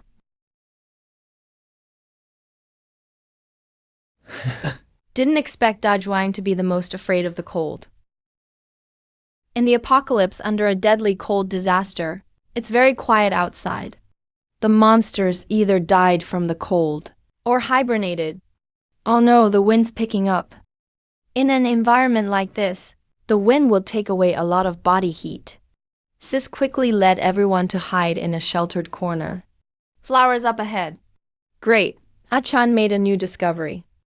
This time, the ingredient is a kind of flower.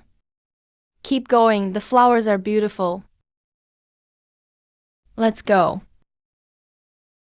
Hungry, let's have some instant noodles. Braised flavor. Let's wait for the noodles to get hot. So hungry. Sis eats first. Let's eat together. Smells great. Delicious. So warm. Tasty. Instant noodles are the best in this weather. Whoa, that's a big one. Look, a big monster. Not afraid. It's frozen and won't bite. No energy. No bite, no fear. The kids have been walking for hours now. Still haven't seen the plant Chun sensed. The severe cold makes them lose energy much faster than usual. Dazhuang is starting to lose motivation. Achan and Zhao He immediately encouraged him. Let's warm up and walk. Look for flowers. Finally, on a small hill far away, a few flowers appeared, sparkling like crystal. They came into the kids' view. Ranran already sensed it. The pure energy flowing inside these flowers. It's a kind of apocalyptic treasure, even more precious than any plant Sis has found before. A rare end-of-the-world treasure. Wow, so bright. Touching it, so pretty. Haha. Don't touch, Dazhuang's too strong. Sis is worried Dazhuang might accidentally crush the flower. Can we play with it?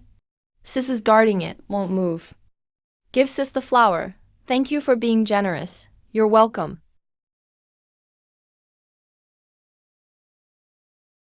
Very warm. Warm. Let's go home. Eat instant noodles. Warm up by the fire. We're here. Give the flower to Wanwan sis. Daliang likes it. Tired, let's sleep. When it gets late, I'll give the flower. To Wanwan sis.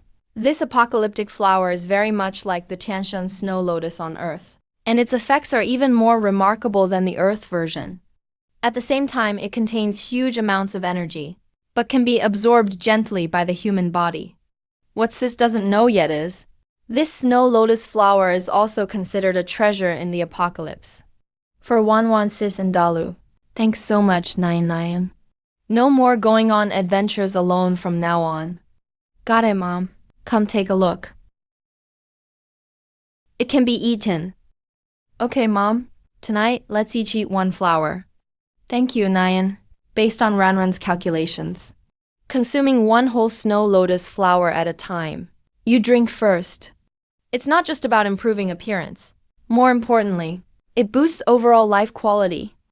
That means Wanwan and Auntie will live at least 10 years longer. What's going on, Nico? Quick, wash it off. Oh my, so white and tender. Mom, come take a look. What's wrong, Zhao Zhao? Wow, fine lines are fading. Looks like you're a few years younger. Me too, so fair and smooth. This flower is incredible. All thanks to the flowers Nyan brought. Mom, this flower is incredibly effective. I was planning to sell one to a beauty salon. Exchange it for some money to buy supplies. But I'm a bit worried there might be hidden risks. You're just a student. You don't have other connections. You can try selling just one, don't be too greedy. That's what I was thinking too. Test the waters first. The real money comes later. We can't let Nyan's kindness go to waste. Nyan. See, both Auntie and I have become prettier. So pretty. Nyanan, let's go sell one flower at the beauty salon.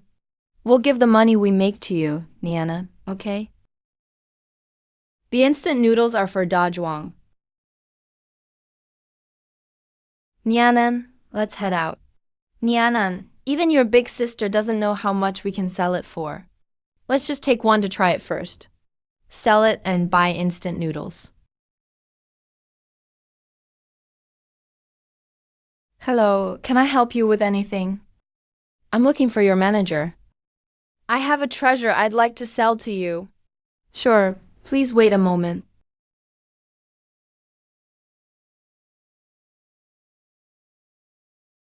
Hello, I'm the director here. I heard you have a treasure to sell us. This is a Chanshan snow lotus. The quality is excellent. It's completely clear. Not a single impurity. It's extremely rare. This is definitely a top-grade Tianshan snow lotus. So hard to come by. It's one of the rarest varieties. My friend picked this from deep in the mountains. There's only this one. I'd like to ask how much you'd offer. 50,000 yuan for one. Miss, this price is absolutely fair. You can't find snow lotuses of this quality on the market. If you have more, we could offer even more. We'd add 10,000 yuan for each one after that. 1. How many instant noodles can you buy for 50,000 yuan? A ton, you can buy so many. 50,000 yuan can buy hundreds of cases of noodles. And a few of the best down jackets. And even a heated piano hand warmer. It'll be enough for you, Dashi, A, Chun, and Zhao Mo to get through the winter. You won't have to worry about money anymore. Hundreds of cases, that's a lot. Nyan, let's put the money in the bank. That way it won't get lost. Wow. Big sis is rich now. Then Ran is the little brother of a rich lady. This is the money you earned. From now on, Big Sis will teach you how to spend money. How to buy things you like. The best thing Big Sis brought to the apocalypse today are all kinds of lamps. The kids immediately started playing happily. Look, this is for everyone. Now you won't be afraid of the dark at night anymore. Just press the switch right here. That's Dajwang and Ranran for you. Not surprising at all. You can make it brighter or dimmer. Achan remembered the nights from before. So scared. Back in the apocalypse, there was no light at all. It's so bright. I'm the best. Come on, it's not like there are ghosts. Wow, you can see the whole ceiling. This lamp can be hung up or placed on a surface. Super safe. Having light is really great. Big Sis keeps telling Achan how to use flashlights and different kinds of lamps, while the other kids just keep playing. Soon it was bedtime. With the soft glow of the nightlight nearby, the children looked peaceful and happy in their dreams. The environment outside was still harsh. The cold wind howled. Frost covered all the ruins. Occasional monster howls sent chills down your spine. During the day, the blizzard started to ease up. Sometimes Big Sis would take the kids out on patrol. After coming back empty-handed a few times, today, Big Sis found a brand new low-energy food. A kind of rock fungus that grows in cracks in rocks. The rock fungus was soft and glutinous. It felt just like meat, but had a fresh plant fragrance. Super filling. Once she made sure the food was safe, she picked more and brought them to the county. Kids, you can eat this. Give it to Auntie. Big Sis will try some too. Thank you so much. This feeling of fullness, it's like eating meat, but with the fragrance of herbs. What can we cook with this? Add some fresh meat, and it's the perfect sausage ingredient. Mom, this is a food Nianan brought specially for you. I suggest you try making sausages with it. They'll definitely taste amazing. All right, you really do have good ideas. Mom will give it a try. I haven't made sausages in years, so I don't know if my skills are still any good. This aroma is fantastic. Auntie, these sausages smell incredible.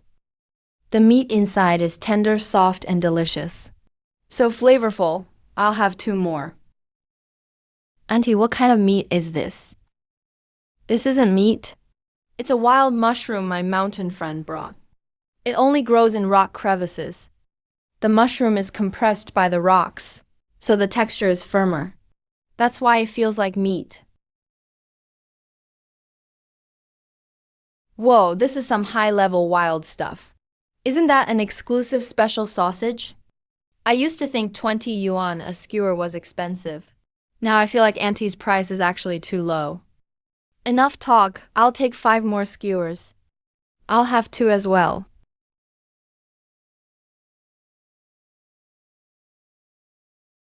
Thanks everyone for your support. Before, I didn't usually help my mom set up the booth, mainly because business was never this busy. You can try our Hubu pan-fried dumplings. But we're out of dumplings too.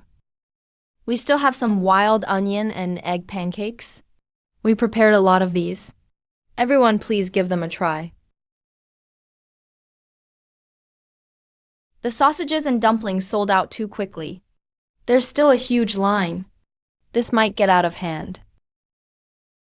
Sorry, guys, the salted sausages and gray mushroom dumplings are all sold out. We'll have to wait until our supplier brings more. Sorry to all the customers. The people in front bought too many, so those at the back didn't get any. Some people should really think before they speak. All business is first come, first served. It's always been that way. It's not our fault you guys slept in and showed up late. The guy's right. Tomorrow, at 3 a.m., I'll bring a small stool and line up here. Wow, little brother. Up so early? Nope, I just haven't slept yet. I'll eat and then go home to sleep. Nice one, buddy. There are still plenty of wild onion and egg pancakes left. Everyone can have a try. Then I'll take an egg pancake. I'm Auntie Lynn's daughter, and also the CEO in front of you all, of Lin Family Snacks Mix. First, I'd like to apologize to everyone. Today, Neither of us expected business would be this good, so there was no limiting purchases. From now on, Lin Family Snacks gray mushroom dumplings and silver-eared chicken wings will all be limited to 1 per person. No more bulk buying. If you want a second serving, you'll need to line up again. Haha, good thing my daughter is here. Otherwise, facing all these hungry eyes would be a bit scary. The gray mushrooms and silver ears my supplier brought all come from faraway mountains. It's quite a long journey. So Lin Family Snacks can't promise to have them daily. To prevent anyone from missing the sale time or overcrowding the queue, soon, I'll set up a notification group for rare snacks. Anyone interested can join. Great, that's awesome. Count me in. Count me in. I want to join too. Pull me in, help me out. Everyone, don't rush. And don't push, okay? Okay, you said there was a third. Hurry up and tell us. There's a third one? The third is wild scallion and egg pancake. Unlimited servings every day. That's great. Thank you, Boss Lin. And Aunt Lynn's snack stall. Business hours, morning market 6 a.m. to 9 a.m. Evening market, 5 p.m. to 8 p.m. Line up according to the original pew. Scan the code to join the group. Everyone can join. Don't rush, everyone. Just wait, we'll make more today. We guarantee everyone gets to try the wild scallion and egg pancake. Thank you. Enjoy your meal. Fresh off the grill. Eat it while it's hot. How does it taste? It's so fragrant. This pancake is amazing. What a fulfilling day. Thanks to Nianan's rare ingredients. Mom's little stall business is booming. With the launch of the white fungus sausage, Aunt Lynn's snack stall became even more popular. Not only did local hiking foodies come over, but quite a few out-of-town visitors drove here just for a taste, all just to try this unique flavor. The snack stall also gradually expanded. From a single small stall at first, it grew to 3 stalls. Aunt Lynn couldn't handle it all alone. She even hired 2 helpers. But it still wasn't enough to meet demand. Online, the buzz about Aunt Lynn's snack stall kept growing. Some shared their snack tasting experiences. Some asked for the location of the stall. Others wanted to join as partners. For a while, Aunt Lynn's snack stall became a huge hit. It became the internet-famous snack of Haikeng. Aunt Lynn looked at her booming business, her heart full of joy. Sister sat on a small stool by the stall, watching it all happen, her eyes full of pride. She knew all of this was thanks to the ingredients she brought back from the post-apocalyptic world, and the changes they brought. It was her way of repaying Aunt Lynn and Wanwan's love. At this moment, her resolve grew even stronger. She will keep traveling between the 2 worlds, collecting even more ingredients, and earning more money. She wants Aunt Lynn's snack stall to become even more popular, and also wants the friends back in the post-apocalyptic world to have a warm and stable home in that harsh new world. Meanwhile, the first snow lotus ice soul flower that Sister sold has finally found its real customer. These are the ice or petals provided by Miss Lin. Their effects are extremely precious. Heavenly Mountain Snow Lotus. A legendary treasure said to turn the ordinary into the miraculous. Let's try it today. It's starting to awaken dormant cells. Please open your eyes. Why is my skin so radiant? All the fine lines are gone. The effect is amazing. We have to find that girl. We must set up a long-term partnership.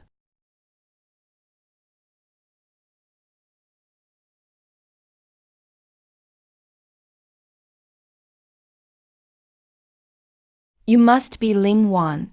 I heard you were the one who sold that Tianshan snow lotus. Yes, Auntie. I was the one who sold it.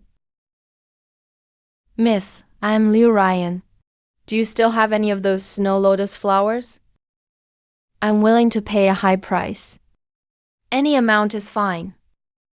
As long as you can get me another one.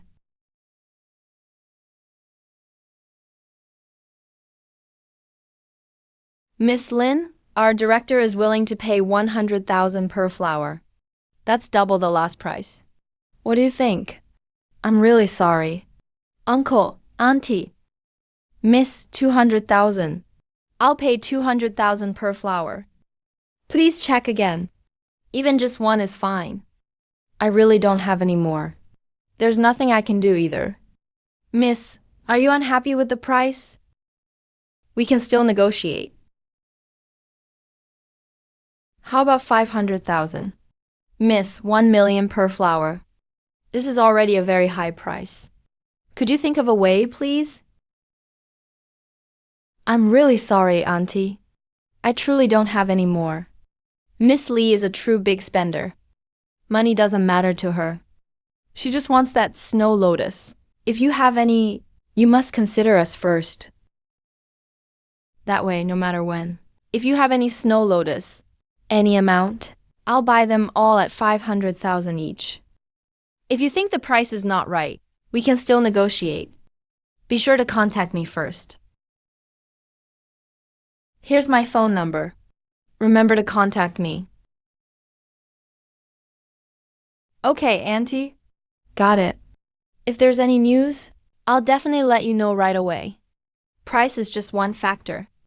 Liu Ryan can offer up to 1 million as a purchase price, but still fears I might sell the flower to someone else, which means the price hasn't reached its limit yet.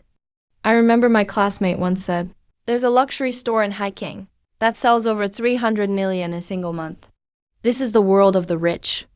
And rich women like her are my breakthrough into this high-end market. But people don't cherish things they can get easily. To maintain the value of the snow lotus Bingpo flower, I must strictly control its supply to the market. That's why I'm not being fully honest. It's also a way for me to control Liu Ryan.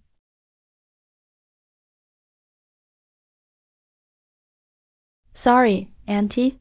I just found a fallen petal. I don't know if you're still interested. It's not a whole flower.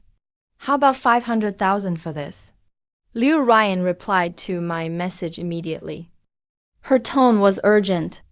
That kind of rush was like back in school, when everyone raced to the cafeteria for lunch. I didn't hurry to reply to Liu Ryan. I just let my phone buzz aside. I'm thinking from this high-end trading line, besides making money, what else should we gain extra? The plan is getting clearer in my mind. Is it security? A soft shield made of wealthy ladies. Hua Ben, I brought the money.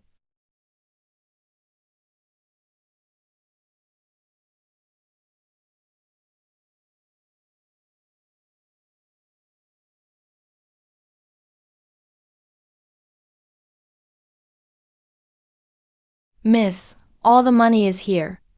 500,000, not a penny less. Remember this. If your friends ever have Bingpo flowers, I'll take them all, no matter how many.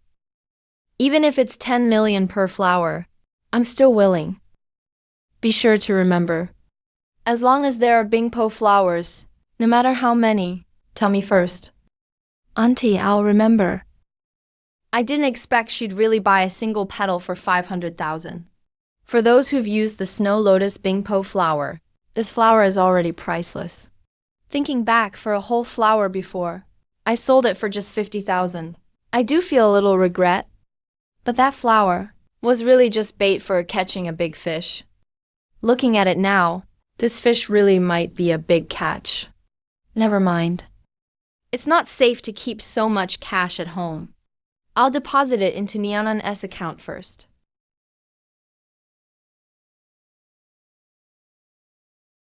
Sweetie, why did that auntie want to pay so much for a petal? Because the Bingpo flower is very special. It can make auntie younger and prettier. It's an ability that drives people crazy. But Nianan, you have to remember, never show the Bingpo flower to anyone anymore. And never tell anyone where it came from. Otherwise, bad people might come for it. And we'll get hurt.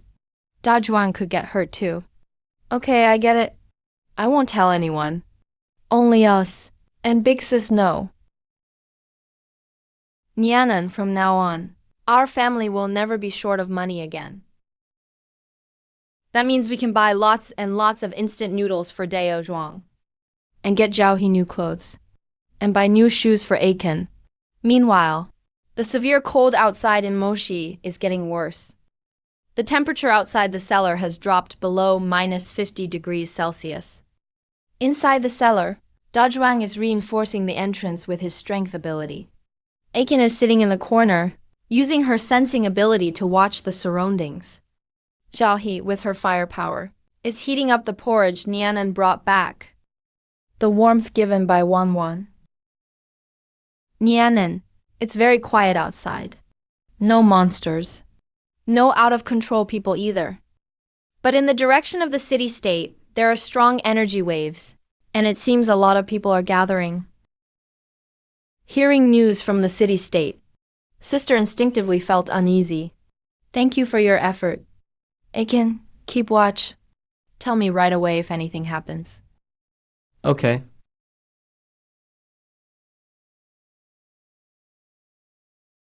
Sister frowned slightly, a trace of concern in her eyes.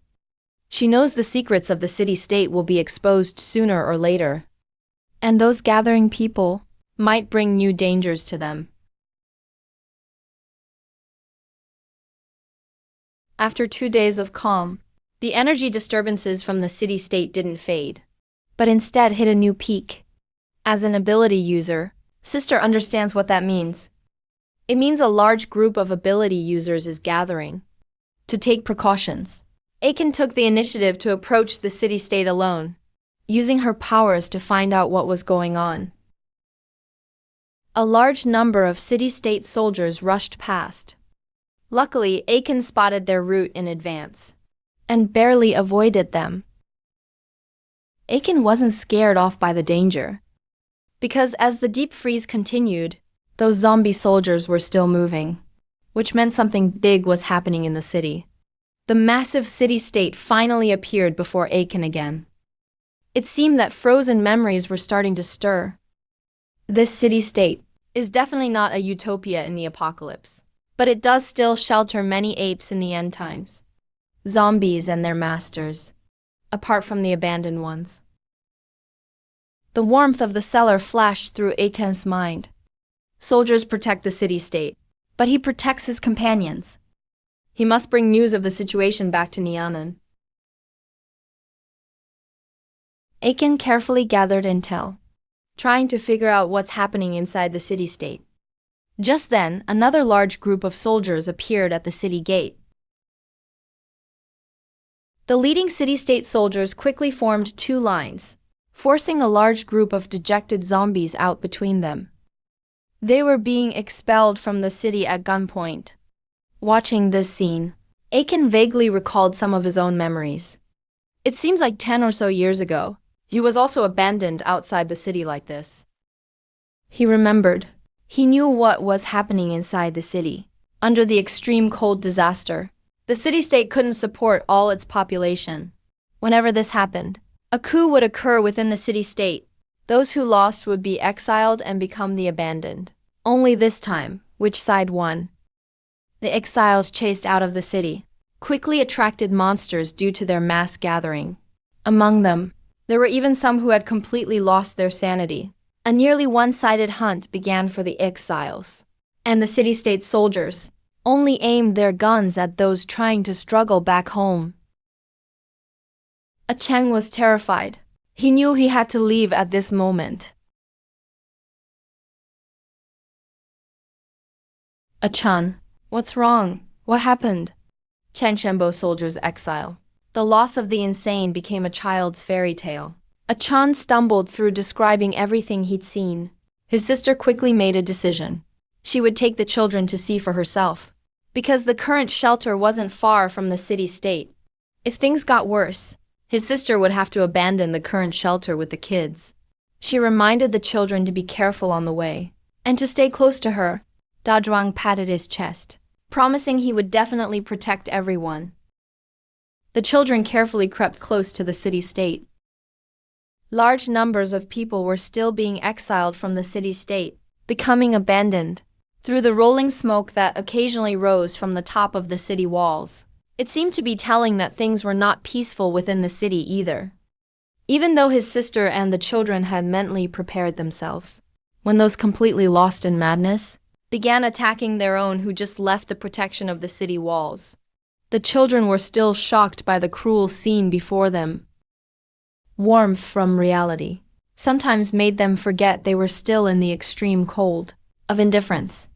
The most worrying thing still happened. The mass gathering attracted a wave of monsters. The soldiers started retreating behind the sturdy city walls, while the abandoned could only run for their lives. Those who were slower would forever remain on this land. What they saw deeply shook his sister, but she still kept her composure. They were just 4 children barely able to protect themselves. At this stage, they still couldn't change anything. The true strength of the dimensional monsters lies in the fact that they can almost never be completely wiped out.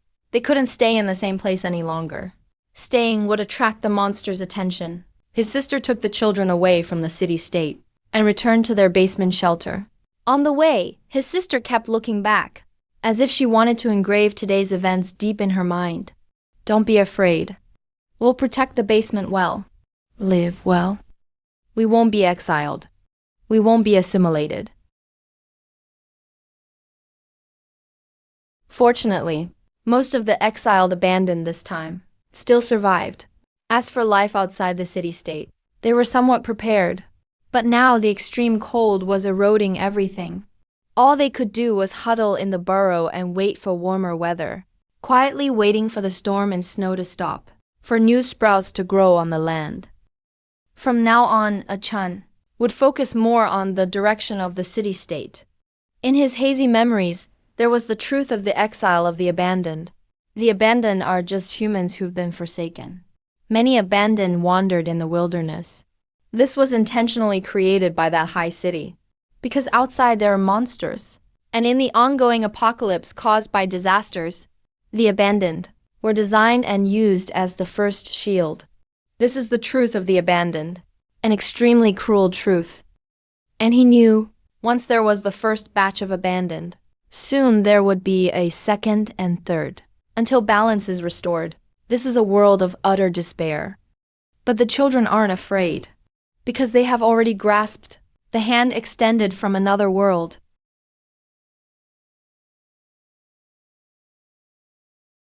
Nianan has some good news to tell you. What good news is it? Nianan, you can go to kindergarten now. That's great. That's amazing.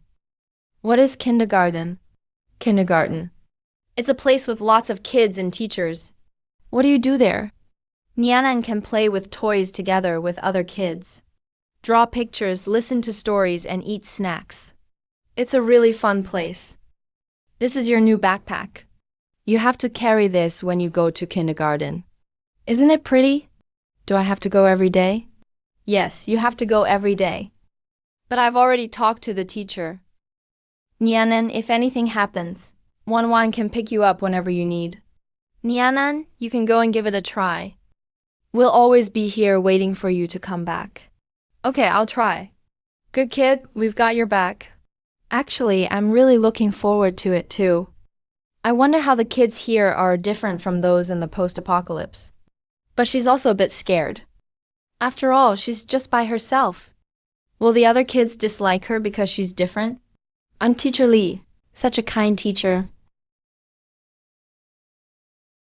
Wanwan saw Sis was fine with everything, so she finally left the kindergarten at ease. Hi, my name's Duadwo. Wanna play together? Duadwo. She's the first friend Sis made at kindergarten.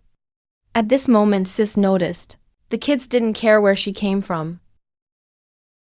Sis quickly fit in with the other kids. A kid accidentally fell down and started crying loudly on the ground. Because of the hardships she went through, Sis matured early, giving her a sort of parent awareness. She instinctively treated this kid as one of her shelter kids and patiently wiped away his tears, comforting him. After playing around, Sis took the initiative to help the teacher put away the toys and tried to teach kids who couldn't talk yet to speak. Sis's mature and kind actions quickly made her popular with the other kids. In just half a day, Sis became the leader at kindergarten. Seeing all this, a sense of conviction grew inside her.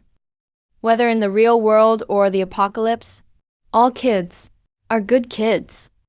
Time flies. Sis has been in kindergarten for a while now. During this time, she gradually got used to studying and playing in kindergarten in the morning, chatting with Wanwan in the afternoon, and sometimes helping Auntie at her stall. When night falls, most of the time she returns to the post-apocalypse side, takes care of her friends and rests. Life is busy but full of hope.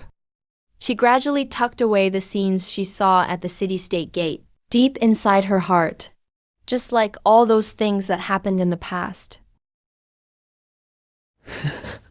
As for things like this happening, Ran isn't surprised at all. This prematurely mature boy still doesn't know what Sis is carrying on her shoulders. Maybe it's the hope of a whole world. Tuck it away and keep it safe. Thank you all. It's sunny on this side. The kids are running freely on the playground. The biggest worry every day is probably what's for lunch. Compared to the post-apocalypse, over there it's still snowing non-stop. The environment keeps getting harsher. Fortunately, the city-state and monsters have been quiet. Sometimes no news really is the best news. A month passed by quickly. The city-state on the apocalypse side gradually became peaceful. It's still snowing outside, deeper than a person is tall. First, Lin Wan's high-end Lotus trade started getting great results. Sis learned how to shop online, and with her own little savings, brought back lots of cool stuff for her friends in the apocalypse. Their cozy little house looked better and better. But the biggest breakthrough in reality happened on Lin Wan's side. This month's profit numbers. Even Ran can't keep track of how many zeros there are now. This month's sales reached over 400 million. And they sold less than 10 snow lotuses in total. Getting so much money all of a sudden. I can't even focus at school lately. All right, a former roommate once told me something. I used to think it was just bragging. My cousin said their store had sales of over 300 million last month. Some rich people really don't mind spending money. Is their money just flooding in or what? Honestly, for really rich people, money really does seem to pour in like a flood. Now I've turned on my own cash faucet. As long as I have the one-of-a-kind Snow Lotus trade pipeline, no matter how many kids Nyanan takes in over there, we can support them all. But speaking of how things developed so far, we really have to mention Agent No. One now, our first VIP guest, Liu Ryan. Working with Liu Ryan and his connections made it so that every time a Snow Lotus is sold, the price per petal tops the previous one. That 400 million plus number has already left Ran dizzy. Lin Wan transferred 80% of the profit to Sis and deposited it into a bank card opened especially for her. The remaining 20% became the company's operational funds. That's right, Lin Wan started her own company. Handling so much money every month is a real hassle if it's all personal income. So Lin Wan set up a trading company. The general manager is the wealthy Liu Ryan. Liu Ryan sold her own company and devoted herself fully as the No. 1 agent for this trade route. That way, Lin Wan and Sis can both stay in the background and avoid being taken advantage of because of their inexperience, which would push the Lotus price down. Lin Wan once asked Liu Ryan why she was willing to give up her company and work for her. Liu Ryan said, "Miss Lin, when a king is about to ascend their throne, the best choice for most people isn't to stop them, but to become a worthy stepping stone they'll remember. Also, with this rare Snow Lotus supply, my own network is growing like a giant tree, spreading like crazy. Those are things money just can't buy." Sis didn't just sit back after getting help from adults, but kept moving forward. She's always been learning about real life from Wan, because she knows, one day, she'll have to face the tangled mess of the apocalypse alone. Nianen, our trade profits went up again this month. I've already transferred the money to your card. No need, Wan, you keep it for me. All right, whatever you say. But Nianen, you're a little rich girl now too. You can buy yourself things you like from now on. Don't always be thinking about us. The girls and I bought a new apron. You work so hard every day. Wan, here's a notebook for you. Hope you do even better with your studying. Thank you. Nianan, this notebook is so cute. I really like it. These are some snacks for you all. Hope you guys are happy every day. Awesome. Thank you, Nianan. Niana, you've really grown up. So thoughtful and kind. We're so blessed to have Nianan. We really are lucky. Nianan has you all, and also Dazhuang and the others. It's great that everyone's together. Dazhuang, look, this says big. I can write it now.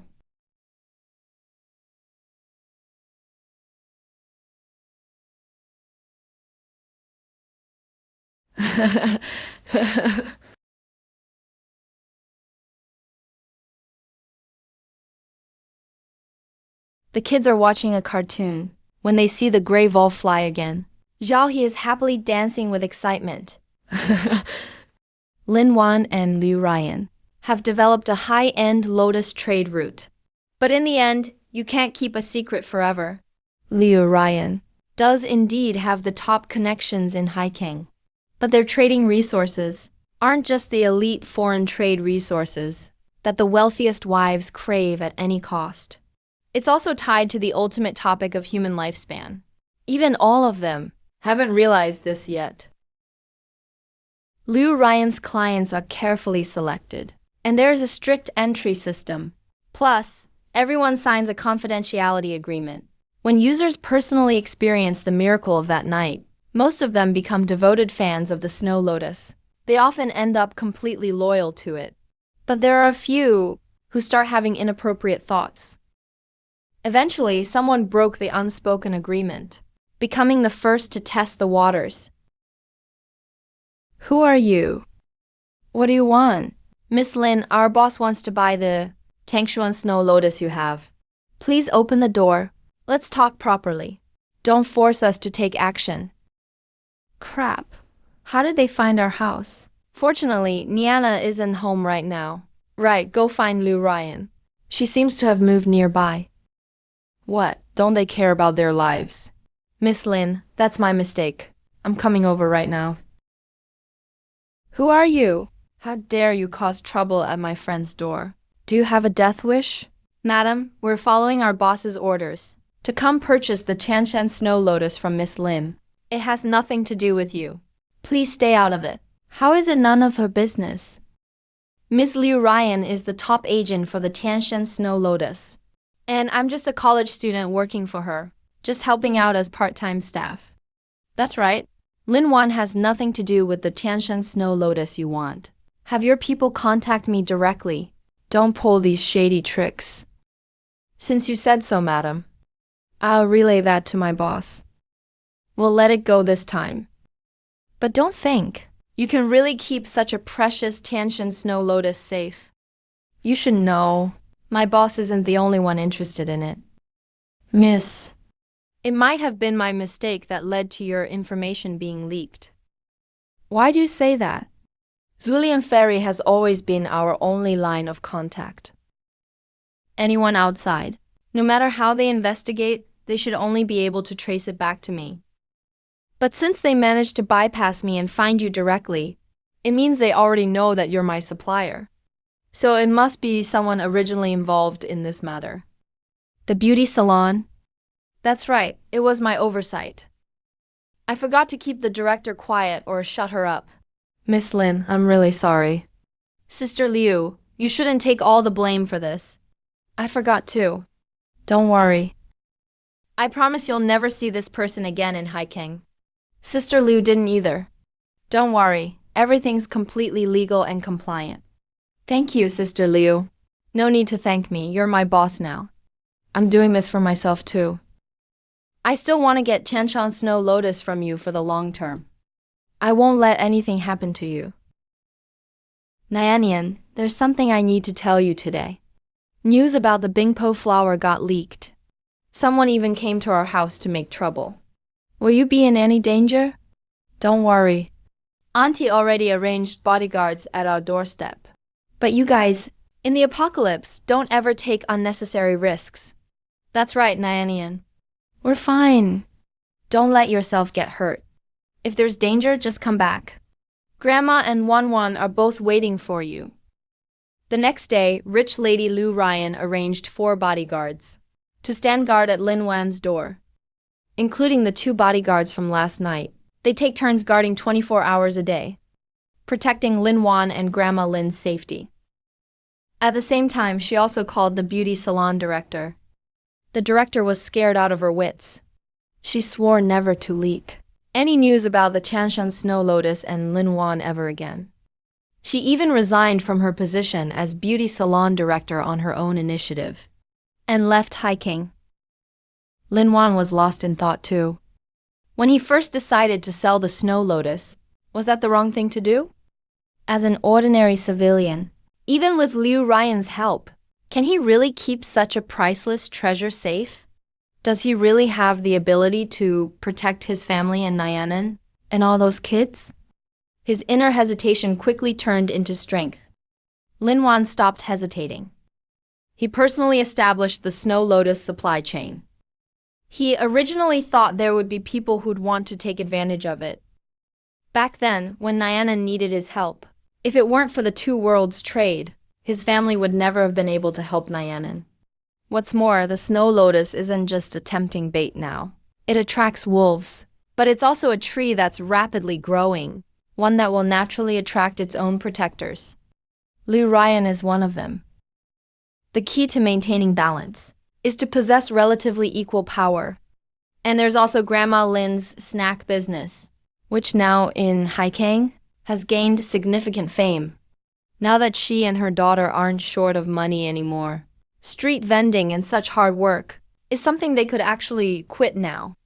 But Lin Wan never tried to persuade Grandma to stop. Because in Lin Wan's view, spreading these unique foods to strangers, sharing them with even more people, is a good thing.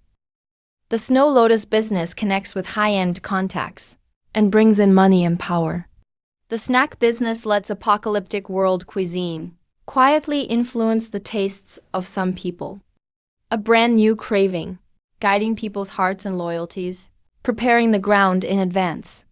It's a kind of preparation for, in the end, what might be inevitable, a certain truth being revealed. When the time comes to confess everything, having people who will stand with them, enough of them, and important enough. Wow, sis, you look great in this. What's our schedule for today? Oh, it's the various powerful families in the modern world, all reaching out their greedy hands. But all of them had their attempts broken by the new superstar, the Snow Lotus group led by Liu Ryan, and a new balance was achieved among all sides. Lin Wan lifted her house arrest order and took her sister to the mall for fresh air. Let her enjoy this rare bit of peace. Her sister in this world can relax and smile like a carefree child, all thanks to the protection of grown-ups. But in the apocalypse, she's the core the other kids rely on. She's a little grown-up among the children, and of course appears calm and composed. Ranran loves both sides of her sister, but deep down, she really wishes this innocent side of her sister could last a bit longer.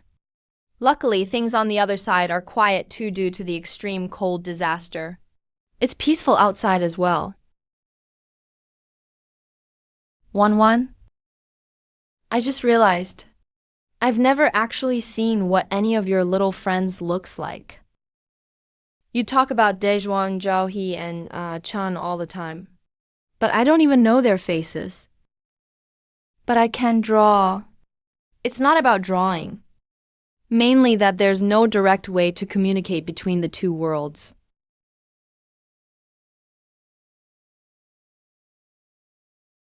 Wait a second. You could take a Shangxing camera back with you. A Xi'an camera? Welcome. Do you have any simpler cameras? Something suitable for kids? Preferably something durable, freeze-proof, and with a long battery life. At home. What's a camera? Oh yeah. It's that thing that can capture super cool Ranran, right? A camera that can work reliably in the apocalypse. We definitely need the best quality one. Nyanan and I will pick carefully. The reason for buying one big and one small camera is the mirrorless can capture the clearest image, while the instant camera lets the kids see the photos they took right away. I need to teach Nyanan how to use a camera. Press this button to take a photo. This is where you look at the pictures. This instant camera will print out the photo directly.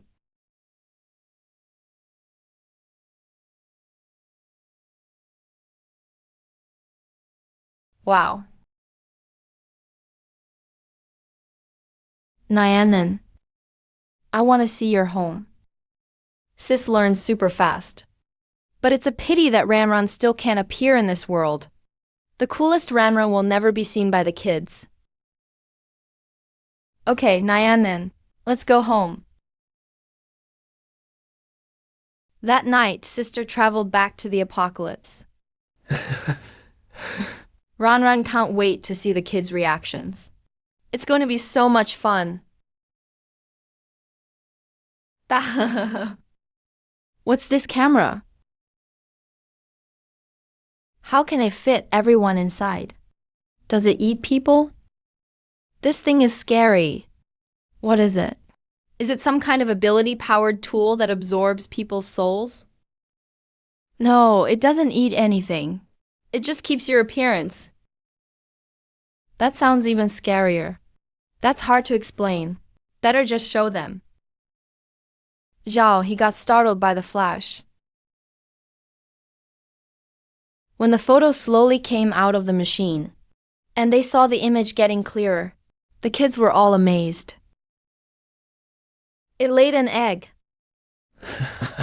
Dazhuang never disappoints, even laying eggs now.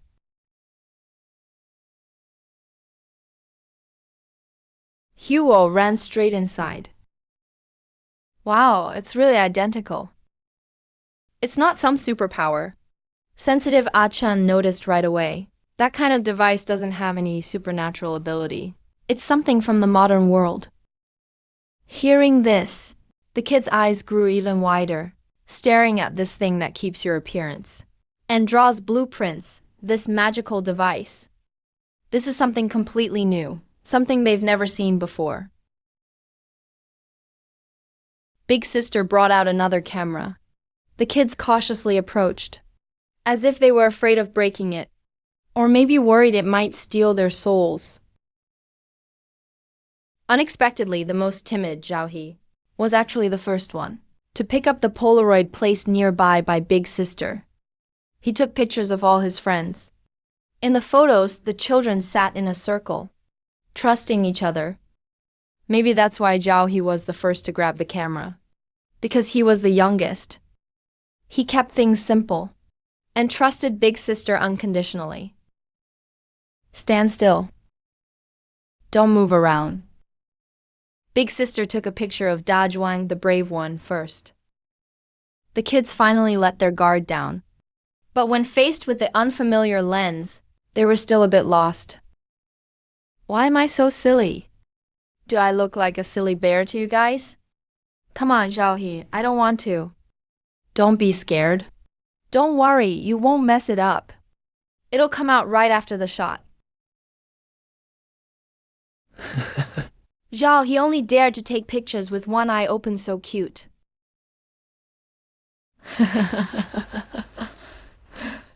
Dazhuang laughed. Achan, don't run away. After one round, the kids started enjoying themselves. Big Sister was really into taking pictures too. There were non-stop shutter clicks. Every corner of the little house was photographed. Corners that would normally go unnoticed, once captured, felt different from before. Dazhuang wasn't satisfied with just taking photos inside the house. Because here, everything gets captured as small and defeated. You were the one who knocked them down anyway. It's different. It looks cooler in the photo.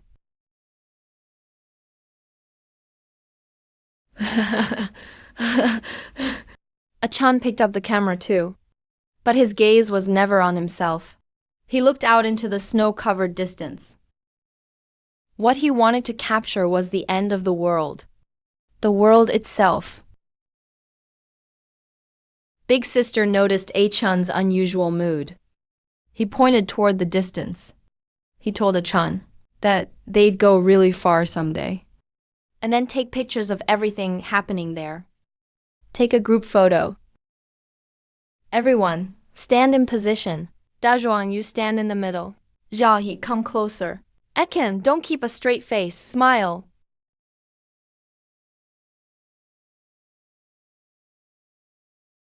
Big Sis remembers the real reason for buying the camera. It's to capture the kids' appearance, as well as their living environment, for Lin Wan in this world to see.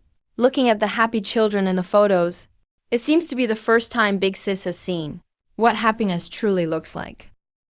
She takes a few more shots for good measure, to leave something for the kids as a keepsake. Ran feels fully recharged as well. Once everything is ready, Big Sis takes that photo, the first one to travel across realities in the apocalypse. Back home, Lin Wan has been waiting for a while now.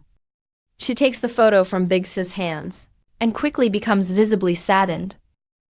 What this photo carries is not only the first meeting of one family across two worlds, but also, even in the apocalypse, a record of the children's still optimistic spirits. In the future, on patrols, they can document new things. Back in the apocalypse, the camera wasn't brought back by Big Sis. It was left to the children, mainly Aken. He would hold this camera from the real world, recording little by little what the apocalyptic world looks like. Even in a world with no future, someone still needs to carve an epitaph on its tombstone. The apocalyptic ice disaster has reached its third month. The children, because of the endless supplies brought by Big Sis from reality, have survived a disaster for the first time without freezing or suffering. But the winds on the wasteland have changed. Before, the wind scraping through the broken buildings only made a sharp, hollow, lifeless laugh. But these past few days, there's a new sound carried in the wind. A very soft sound, as if underneath the ice that's cracked by the cold, something is slowly crawling along, or like a monster that's slept all winter long, finally opening its eyes after endless hunger. Eken is the first to sense this change. He crouches behind the broken wall outside the cellar entrance, his thin fingers pressed into the snow, the icy chill seeping into his bones through his fingertips. But he doesn't pull his hand away. Instead, he closes his eyes, trying hard to extend his senses outward bit by bit. Farther away is the direction of the city-state, where he can faintly hear metal clanking, someone dragging iron chains, soldiers' boots crunching through tunnels, rough shouts, and very low, subdued cries. Iken's eyelashes tremble for a moment. Someone else has been exiled. These days he comes out on alert almost every day. Ning'an thinks he's just worried monsters will get close to the cellar. Dazhuang thinks he just can't sit still. And Xiaohe gives him hot roasted potatoes each time, to keep his hands from freezing. Only Aken himself knows. He can't help but keep sensing in the direction of the city-state. He doesn't expect the city-state to get better. It's just that, with education and enough provisions nurtured in reality, the children are also gradually developing self-awareness. Eken is the sharpest one.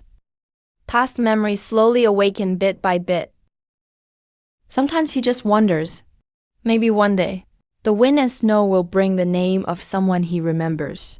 Some clue left long ago by his parents, or someone who still remembers his parents. But every time, all he gets is even more brutal news. Today is no different. In this batch of exiled people, Eken seems to sense a familiar aura. But soon a special kind of monster interrupts his sensing, and even hurts him in return. Whenever the city-state exiles people, monsters are always attracted. This time it's a psychic screaming monster. Maybe it's not as big and strong as some of the others, but it's even harder to guard against. Eken knows. His reconnaissance has to stop here this time. Even if there really is someone familiar in that group, he still can't risk leading the monster back to their shelter. He can't stay any longer. Here, Eken erases any trace of himself and carefully sneaks away from the city-state, then immediately rushes back to the shelter without pausing. He runs so fast. He nearly trips on a piece of rebar. his palms scraping on broken gravel, quickly breaking the skin and bleeding. But he doesn't even glance at it, just shoves his hands into his sleeves and keeps running. The cellar entrance is covered by a thick layer of torn cloth and wooden boards. From outside, it just looks like a collapsed ruin. But when Iken crawls in, the inside is filled with warmth totally unlike outside. A small stove glows with dark red embers, its warm light glowing inside the shelter. Dazhuang sits by the stove sharpening a piece of rebar, showering fine sparks everywhere. He cuts the frozen hard radish into small pieces, getting ready to throw them in for soup. If they let the people go, I'm afraid the monsters will follow them here. The kids all stop what they're doing and look at Aiken. Should we go check it out? We can't go now. I can't determine a safe route. It's too chaotic outside. The bad news Aiken brought back still plants a little worry in Big Sis' heart. The apocalyptic freezing disaster is already in its late stages. The temperature is finally starting to warm up a bit, and monsters are now more active than before. Today, no one goes out. I'll check the entrance. More importantly, the commotion in the city-state time and again only proves this land is getting less and less safe. Once the cold wave completely fades, it'll be hard to tell which is scarier, starving monsters or starving people. Maybe this place is still too close to the city-state. So the shelter's situation is getting worse now. Maybe it's time to leave and head farther away from the city-state. Big Sis doesn't hesitate for long and soon makes a decision. Tomorrow in daylight, she'd take the kids and leave this place. She doesn't feel too attached to the cozy little home they build with their own hands. The risk avoidance thinking she's followed for 100 years is just clearer thanks to real-world education, not corrupted. In the apocalypse, there's no room for hesitation. Besides, Big Sis has her dimensional shelter power, and their setup isn't that big yet. So wherever Big Sis goes, that's where the shelter is.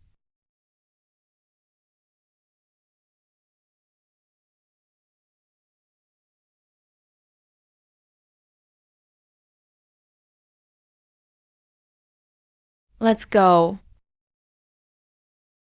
I, Zhou Guoju, devoted decades of hard work to the city-state.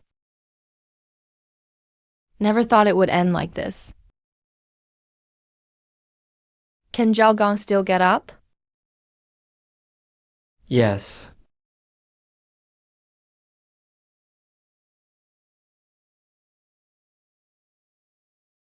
They really won't ever let us back in. They've shut the gates. You think they'll give us a pass to go back in? Can't you just stop joking right now? I'm not kidding. I just don't want you to cry.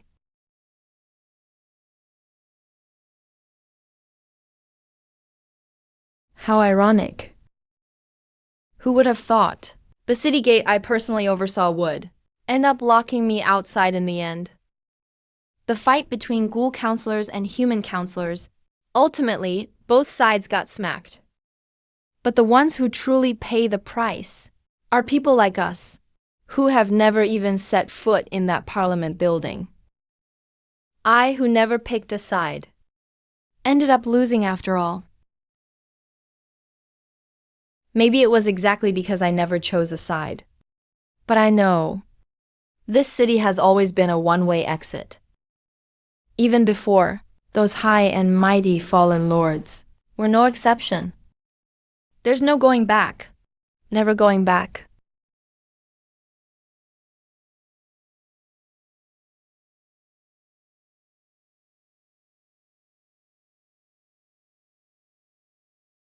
Interesting. Is the city-state starting to exile humans again?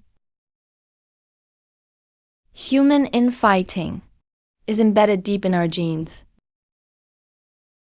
Even mutated sentient zombies, and those powerful zombie lords, are no exception. The irony is, it's precisely this shared flaw that led us back into the collective embrace of humanity. Because of the evil we possess, we're all about the same. I'm a zombie. Maybe zombies today have warm bodies. But most of our hearts are still frozen over. My name is Ji Yusheng, but I don't cherish life. All I seek is death.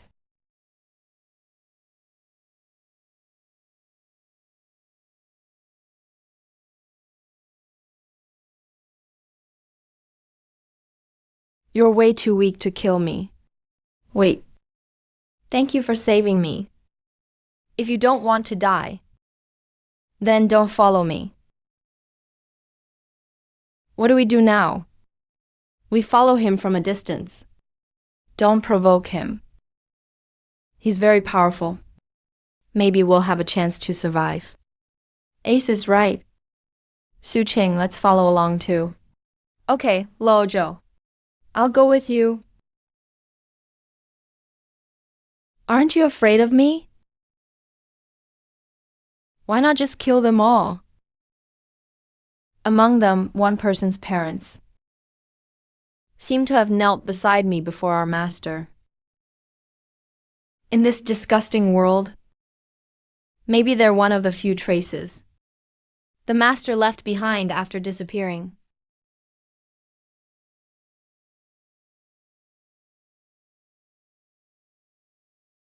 Lao Zhou. He's leading us down the wrong path. I noticed too. But now it's too late to turn back.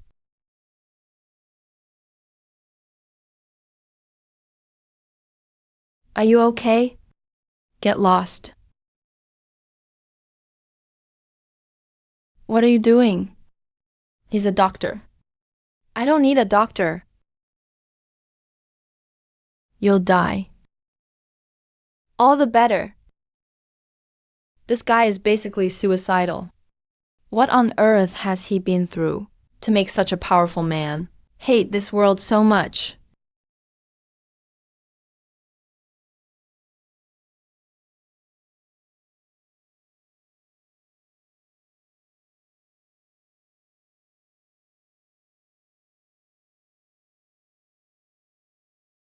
At least you should replenish your energy. You left the castle on your own. You're not a sentient zombie, nor an ape man, right? You must be one of the few high-level zombies still left in this era. High-level zombie. His regeneration speed is abnormally high. His energy field for special powers is also very strong. Indeed. Most likely a high-level zombie who's lived a long time. Knowing too much gets you killed. We don't know much right now, and we're about to die too. I have an uncle who was also exiled outside the city. My grandfather used to be in the city guard. My parents won't let me talk about these things. They say it's old trouble that brings disaster. All I remember from my childhood was having an uncle not much older than me. Even as a kid, he could toss around children a head taller than him. Then something happened to our family. He disappeared after that. What was his name? Everyone in Zhuangzhuang's family called him that. I don't know his real name. Zhuangzhuang. When did your uncle go missing? About 11 years ago. Around the same time Chen Xing was exiled. Who's Chang Xing? My friend's kid. His parents died in that political upheaval. The kid was too young at the time. He was thrown out of the city as a useless person. I always thought he wouldn't survive long. You mean, if they're both alive, they might be together. If children want to survive outside the city, they'd most likely stick together. Then let's go find them. Do you know how big the outside is? We'll look anyway. We don't have anywhere else to go, anyway. Searching is better than waiting to die. If they're still alive, they might be hurt. They might need medicine. At the very least, we should try to find them. I've searched for my master for nearly 100 years, and still found nothing. You really are a bunch of hopeless dreamers. My master once told me, Jiu Sheng, if one day I lose, don't mind me, save the child. But later, I couldn't find that child. My master. She went mad when her husband mysteriously disappeared. The child was stolen. She declared war against the whole world. Everyone said she had become a real monster. Only I knew. She had just lost the last thread tying her to the human world. Just like me today. Let's go. Even deep down, I still don't believe we'll find that child. But just like Xia said, we've got nowhere else to go, so let's look for people. Maybe there's still a sliver of hope.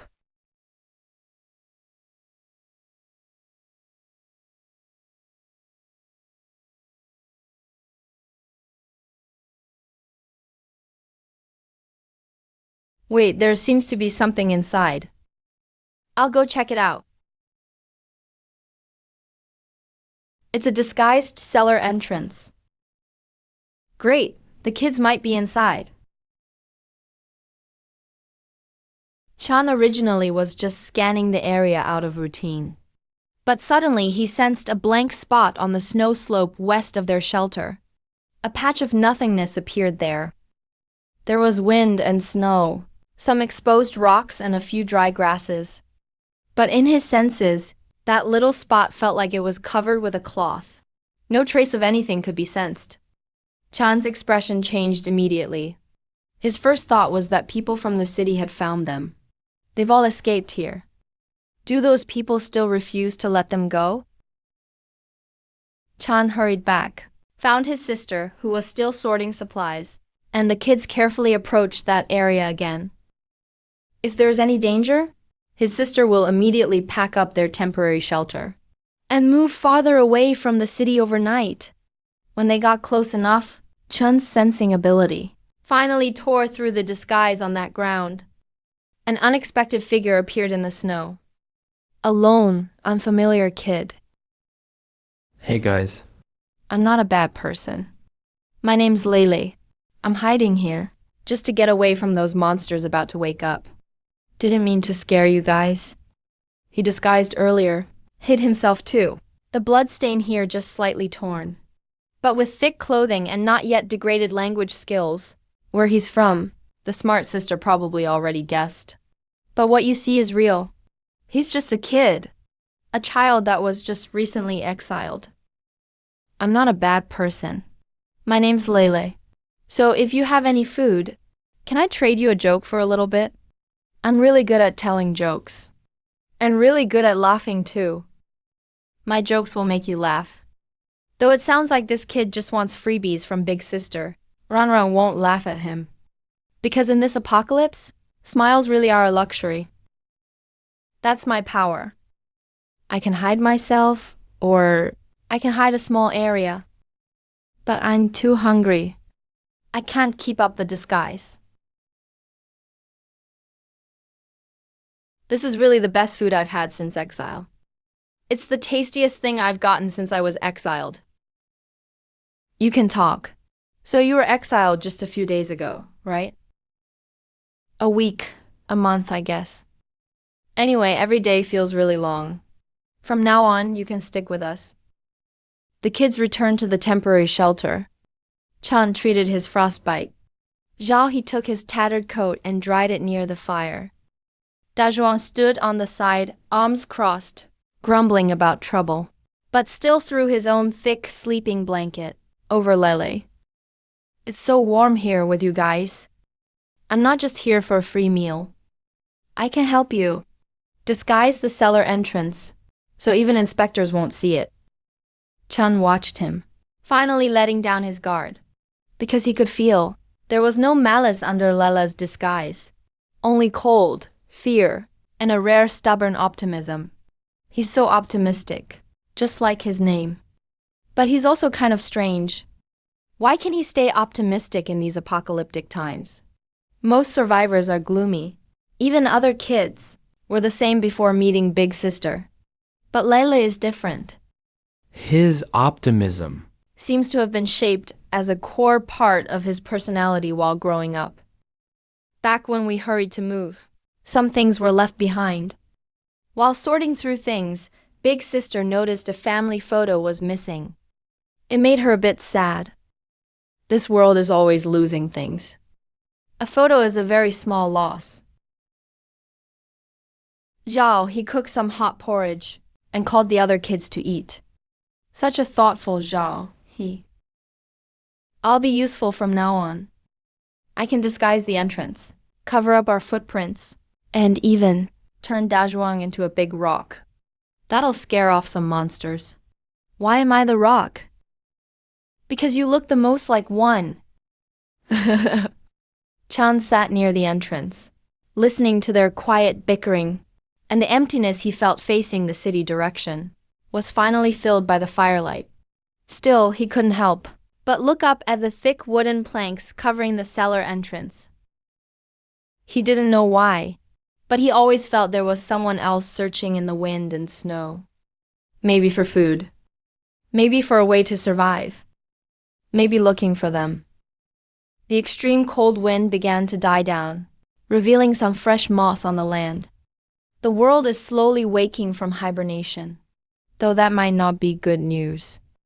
When the cold is no longer a threat, humans first have to face the terrifying monsters that have been hungry through the whole disaster.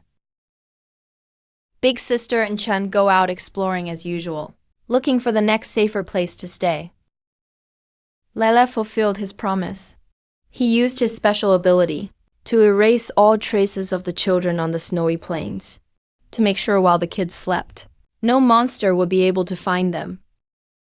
But releasing his powers every day was too much for a child like him who was chronically malnourished. The burden was too great. His face looked a bit pale. Luckily, his sister noticed. Stop. You don't need to disguise yourself every time. Focus on getting healthy first. But I'm afraid you'll get discovered. If they find you, I'll just knock them away. Big Pillar, the zoo, bro. Can you really send someone flying with one punch? Of course. So can you send Changbio flying too? Lele, is this your joke? Tiny city-state. Zhuang only needs a pivot point. He can definitely do it. Is it hot? No, it's not. It's just really tasty. It's so delicious, I could cry. If the world goes back to normal someday, what do you want to do? Eat till I'm full, hehe. That's a pretty simple dream. What about you? I want to open a shop. Sell what? Sell jokes. Iken's mouth curled up into a faint smile. But his sister suddenly remembered something. The more optimistic someone is on the surface, the more likely it is they have a sad soul inside. Hey, the basement we found last time. There was a big lizard inside, hibernating. Good thing we didn't wake it up. There was no trace of humans there, no sign of anyone ever staying. As expected, finding people in this environment is like looking for a needle in a haystack. Wait, there's a footprint here, leading over there. Judging by how deep the footprints are covered by snow, the person who left them hasn't been gone long. Nothing else to think about. Let's go in and take a look. There's a marking here. Someone really did stay here. Only useful things if you bump into trees. There's something here.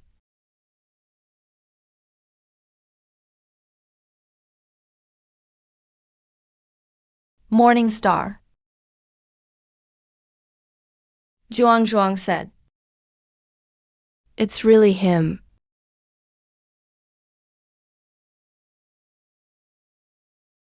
We actually found them. That's awesome. Really awesome. What are you doing?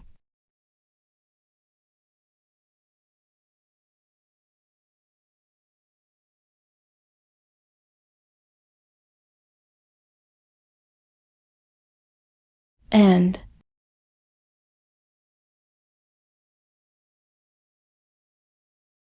it's him. Do you know this kid?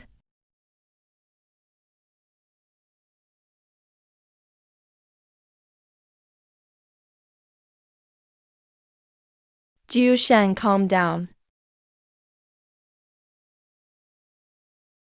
After the master disappeared, I've searched for him for decades. But I've never found even the slightest clue. Eventually, I decided to change the way I live. Also, to follow the personnel romance law signed by the master himself. I decided to find a human wife for myself. I admit, at first I wasn't really sincere with that woman. But decades of her gentle patience melted the ice in my heart, even made me forget the master for a while. But then she died of old age, and I still wore the scented ring for the law. But I couldn't feel his presence in it anymore. The city-state turned over generations. Countless past events faded away. The master became a taboo. That child became a shadow rumored to not exist. I finally gave up. I thought I had nothing left to lose. But now the girl in the photo quietly looks at me, like she's asking across 100 years, "Why did you only come now?" The master's child. What master? What child? I have to find him. If you go out now, you'll just die on the road. The child in the picture is alive. What he needs isn't a map monster. He needs a guardian to bring him home. The word guardian feels like a nail, driving deep into my cracking sanity. Maybe it's not too late after all. At least that child is still alive, and I finally will kneel before him myself and beg for forgiveness. We centered our search around the basement where the child was last seen. We gradually checked within a 5-kilometer radius, looking for clues. The search hasn't been smooth. The cold drastically sped up our exhaustion. Aside from keeping warm and looking for food, we actually had less than half a day for searching. What surprised me was, Jiu Sheng didn't get angry at us for slowing him down. In fact, he even helped Aziz when he got trapped by monsters several times. It seems that after confirming all the kids were alive, and this small group mostly consisted of their relatives, this powerful man truly recognized us as his teammates. The man who once sought only death began to actively avoid certain high-risk areas for the first time. Jiu Sheng used to deliberately walk into monster dens. Now, Jiu Sheng stops before approaching dangerous zones, checks the wind direction first, then confirms the number of monsters. With Jiu Sheng's help, we made it through several days without any real danger. They say when the survivors in the shelter become the 7 outdoors, half their deaths happen in the first week, and half of that half happens on the first day. In the remaining half, a quarter will gradually be eliminated, while the lost quarter will forever wander the wilderness, becoming true outcasts. Looking at it now, we've at least outlived half the people.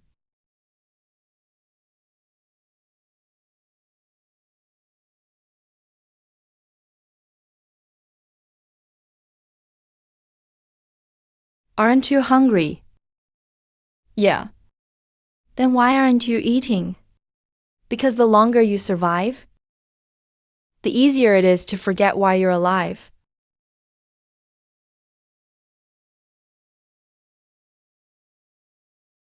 There's something over there. Let's go check it out.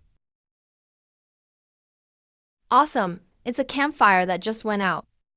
It was probably left by those kids. Is that his scent?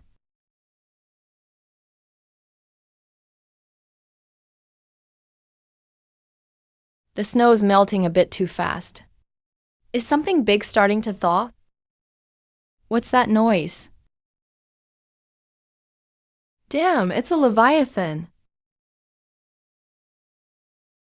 Shit, get moving.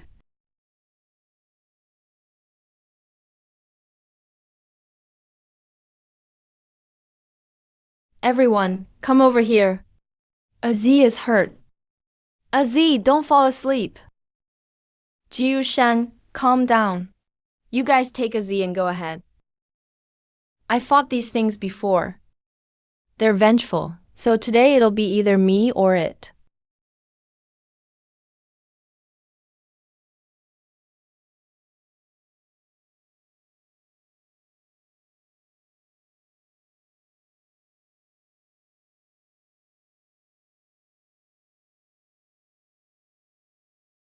Welcome to my dark world. The battle lasted all night. I finally killed the Leviathan. But I also collapsed from exhaustion after being wounded.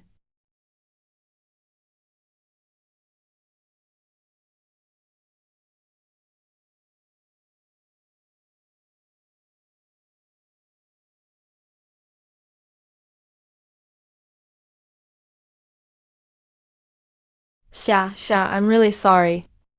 My ability isn't as strong as Jiu Shang's. At least I've kept Azi alive for now. But I can't repair his internal injuries. He needs basic antibiotics and anti-inflammatories to help him pull through. What do you mean? But my good medicine was confiscated by the city guards when we left. All that's left are these weaker ones. Without proper medicine, Azi can only last 3 more days at most.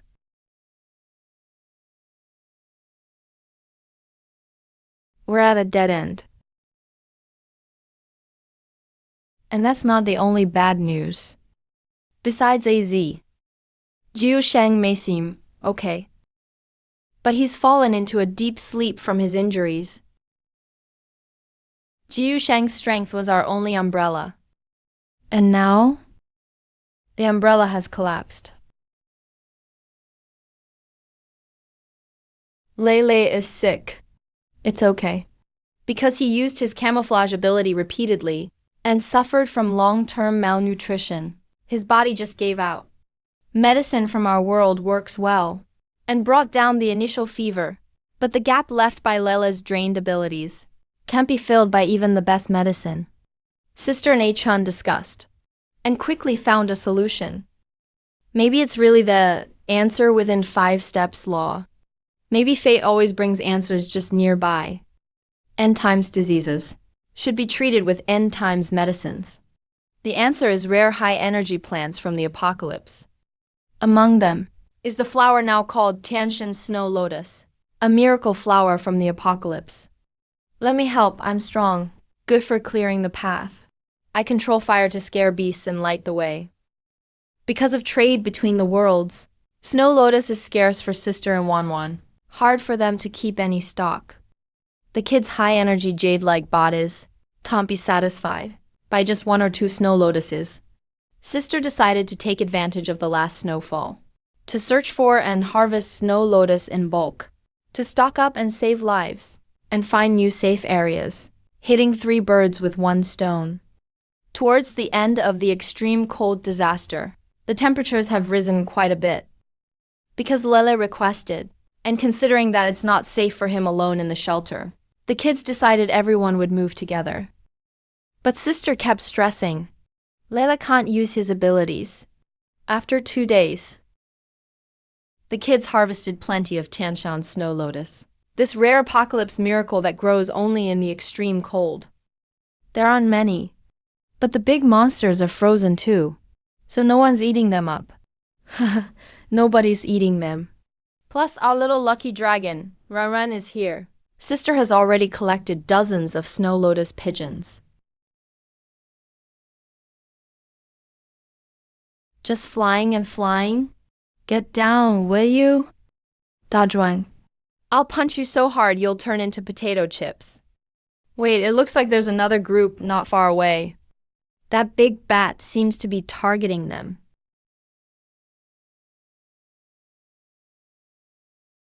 That pair doesn't look in good shape. Sister is already leading the kids closer to them. Dazhuang is getting really angry. Da Fei. The mouse Buzz has been hovering above the kids' heads forever, not coming down. Seeing injured people, it immediately prepares to bully the weak and fear the strong.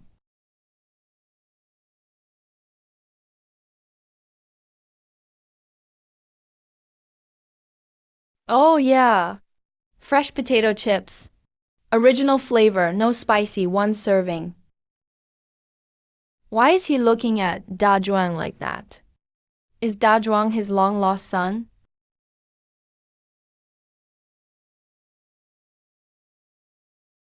He's your nephew. Do I really have a nephew that big? Is that right? I can't figure it out. You survivors with all kinds of lifespans. Grab any three, and you've got a complex family drama. But Ranran and sister probably aren't ones to talk either. There's another accident here. No, it's a story. Da Zhuang's nephew's wound split open from the excitement. The kids rushed to help, which was really surprising. Looks like these kids are way tougher than us adults. They're truly living as a small family in the wasteland. I've awakened from dreams countless times, holding a certain unspoken hope. A century feels like a dream. If only it really were just a dream. Reality means disappointment again and again. The master went mad. His child is missing. All of that is my fault.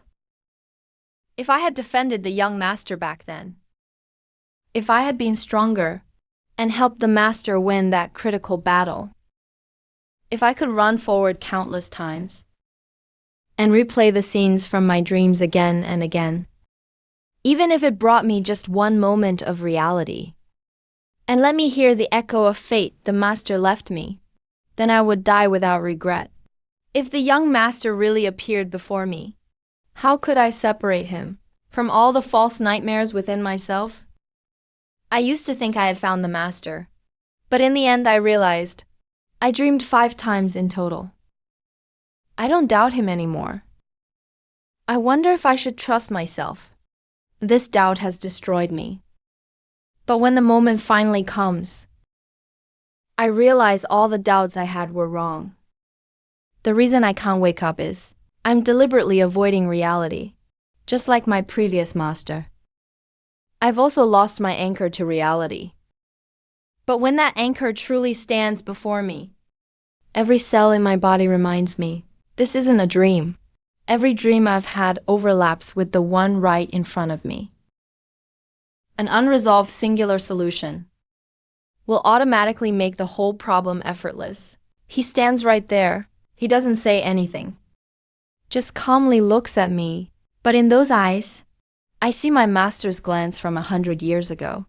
My master is congratulating me. I finally found his child.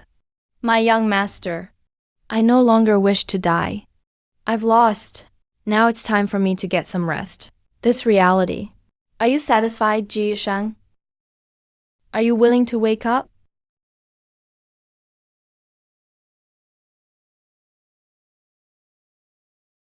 He broke through.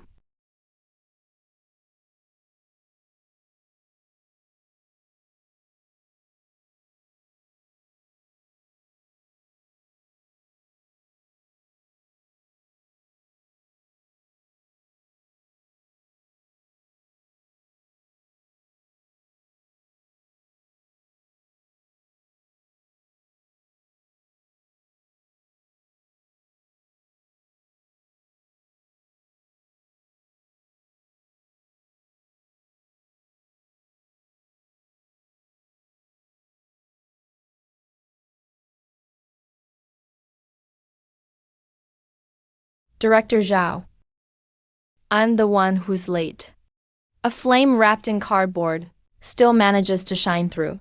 As the price of Snow Lotus continues to soar, the price for a whole Snow Lotus has exceeded 100 million. That unit in this hot market. Lin Wan takes the initiative to decrease the supply of Snow Lotus. On one hand, the extreme cold disaster is about to end. Snow Lotus might become a non-renewable resource.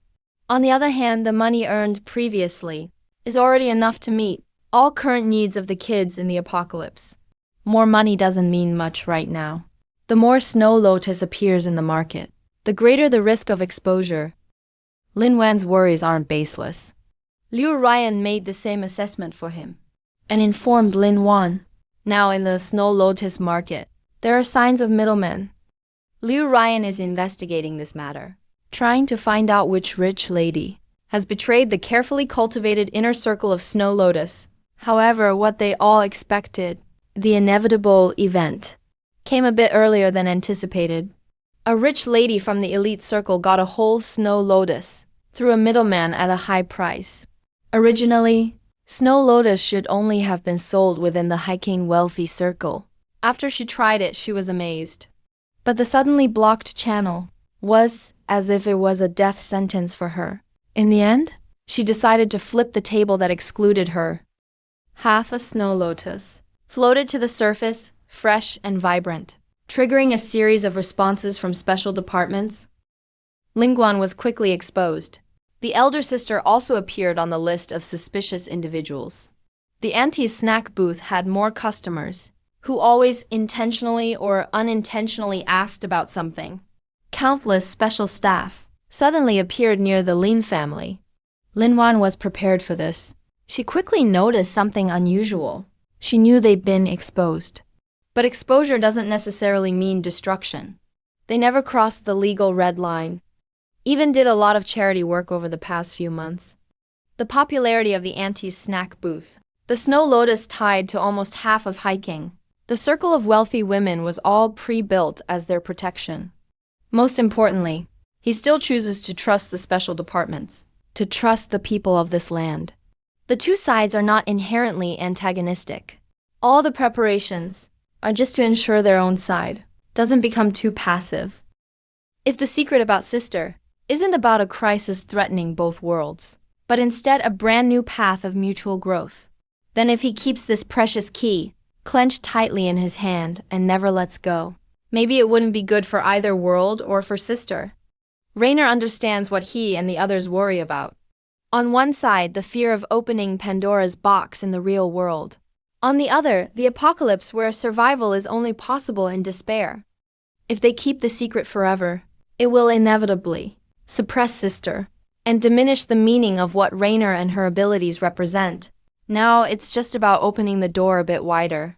As for which path to take in the future, that's something Lin Wan can no longer decide alone.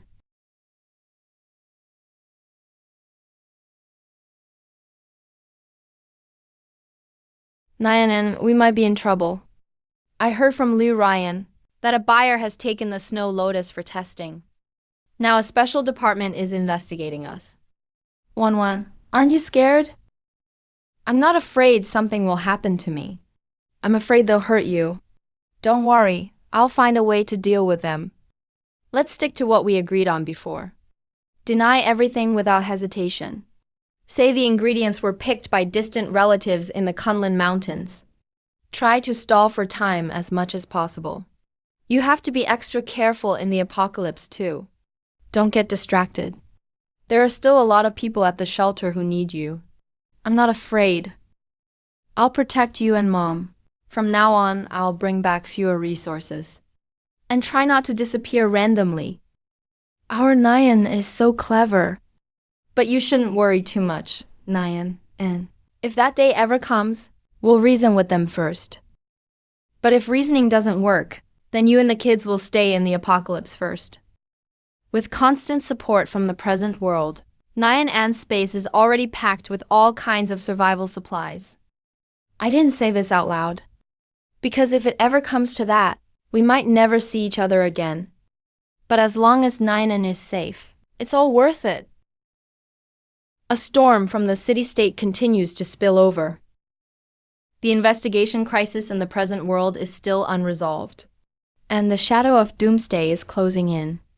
Inside the city-state, the conflict between original human delegates and the departed delegates is getting more and more intense. Both sides are secretly gathering strength, preparing for another round of power struggles. And the group of children led by my sister have gradually come under the departed speaker's radar, becoming pieces he thinks he can use. Since the extreme cold, the departed speaker has been on the defensive. The original human delegates seized on what happened during the cold snap, when the city-state suffered heavy losses and repeatedly attacked, demanding his resignation.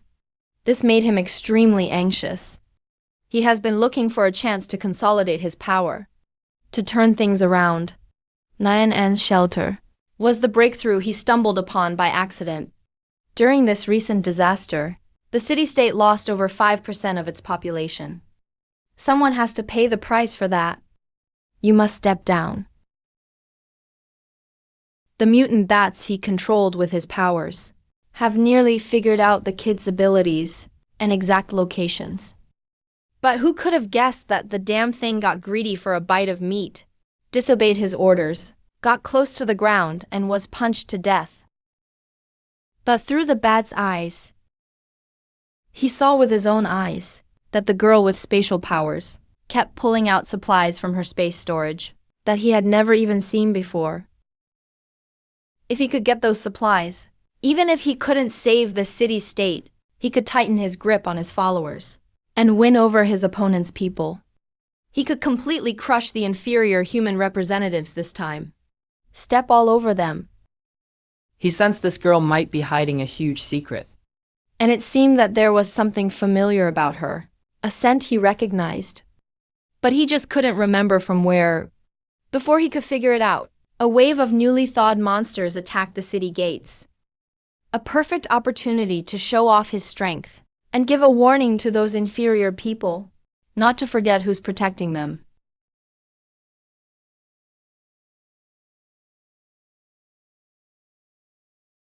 And the game is only just getting interesting. After an ordinary trip through worlds to the present, my sister finally found traces of our father's existence in this world. Lin Yanzi, a pioneer of modern scientific research. Yan, what did you say? Lin Yanzi. How do you know that name? I don't know. My head hurts. Sis, Dad loved you. And loved your mom too. Ran promises you. And the reason Dad never returned to the apocalypse was exactly to protect you guys. I don't know Lin Yanzi. The name just suddenly popped into my head. It feels so familiar, like someone I used to know. Sis remembers Dad's face, remembers his figure, but in the end forgot his identity and his past. Maybe that's a good thing. That way, sis won't have to feel so much pain because of it. Don't worry, Dad. Ran will accompany Sis for you from now on. Sis's future journey will never be lonely.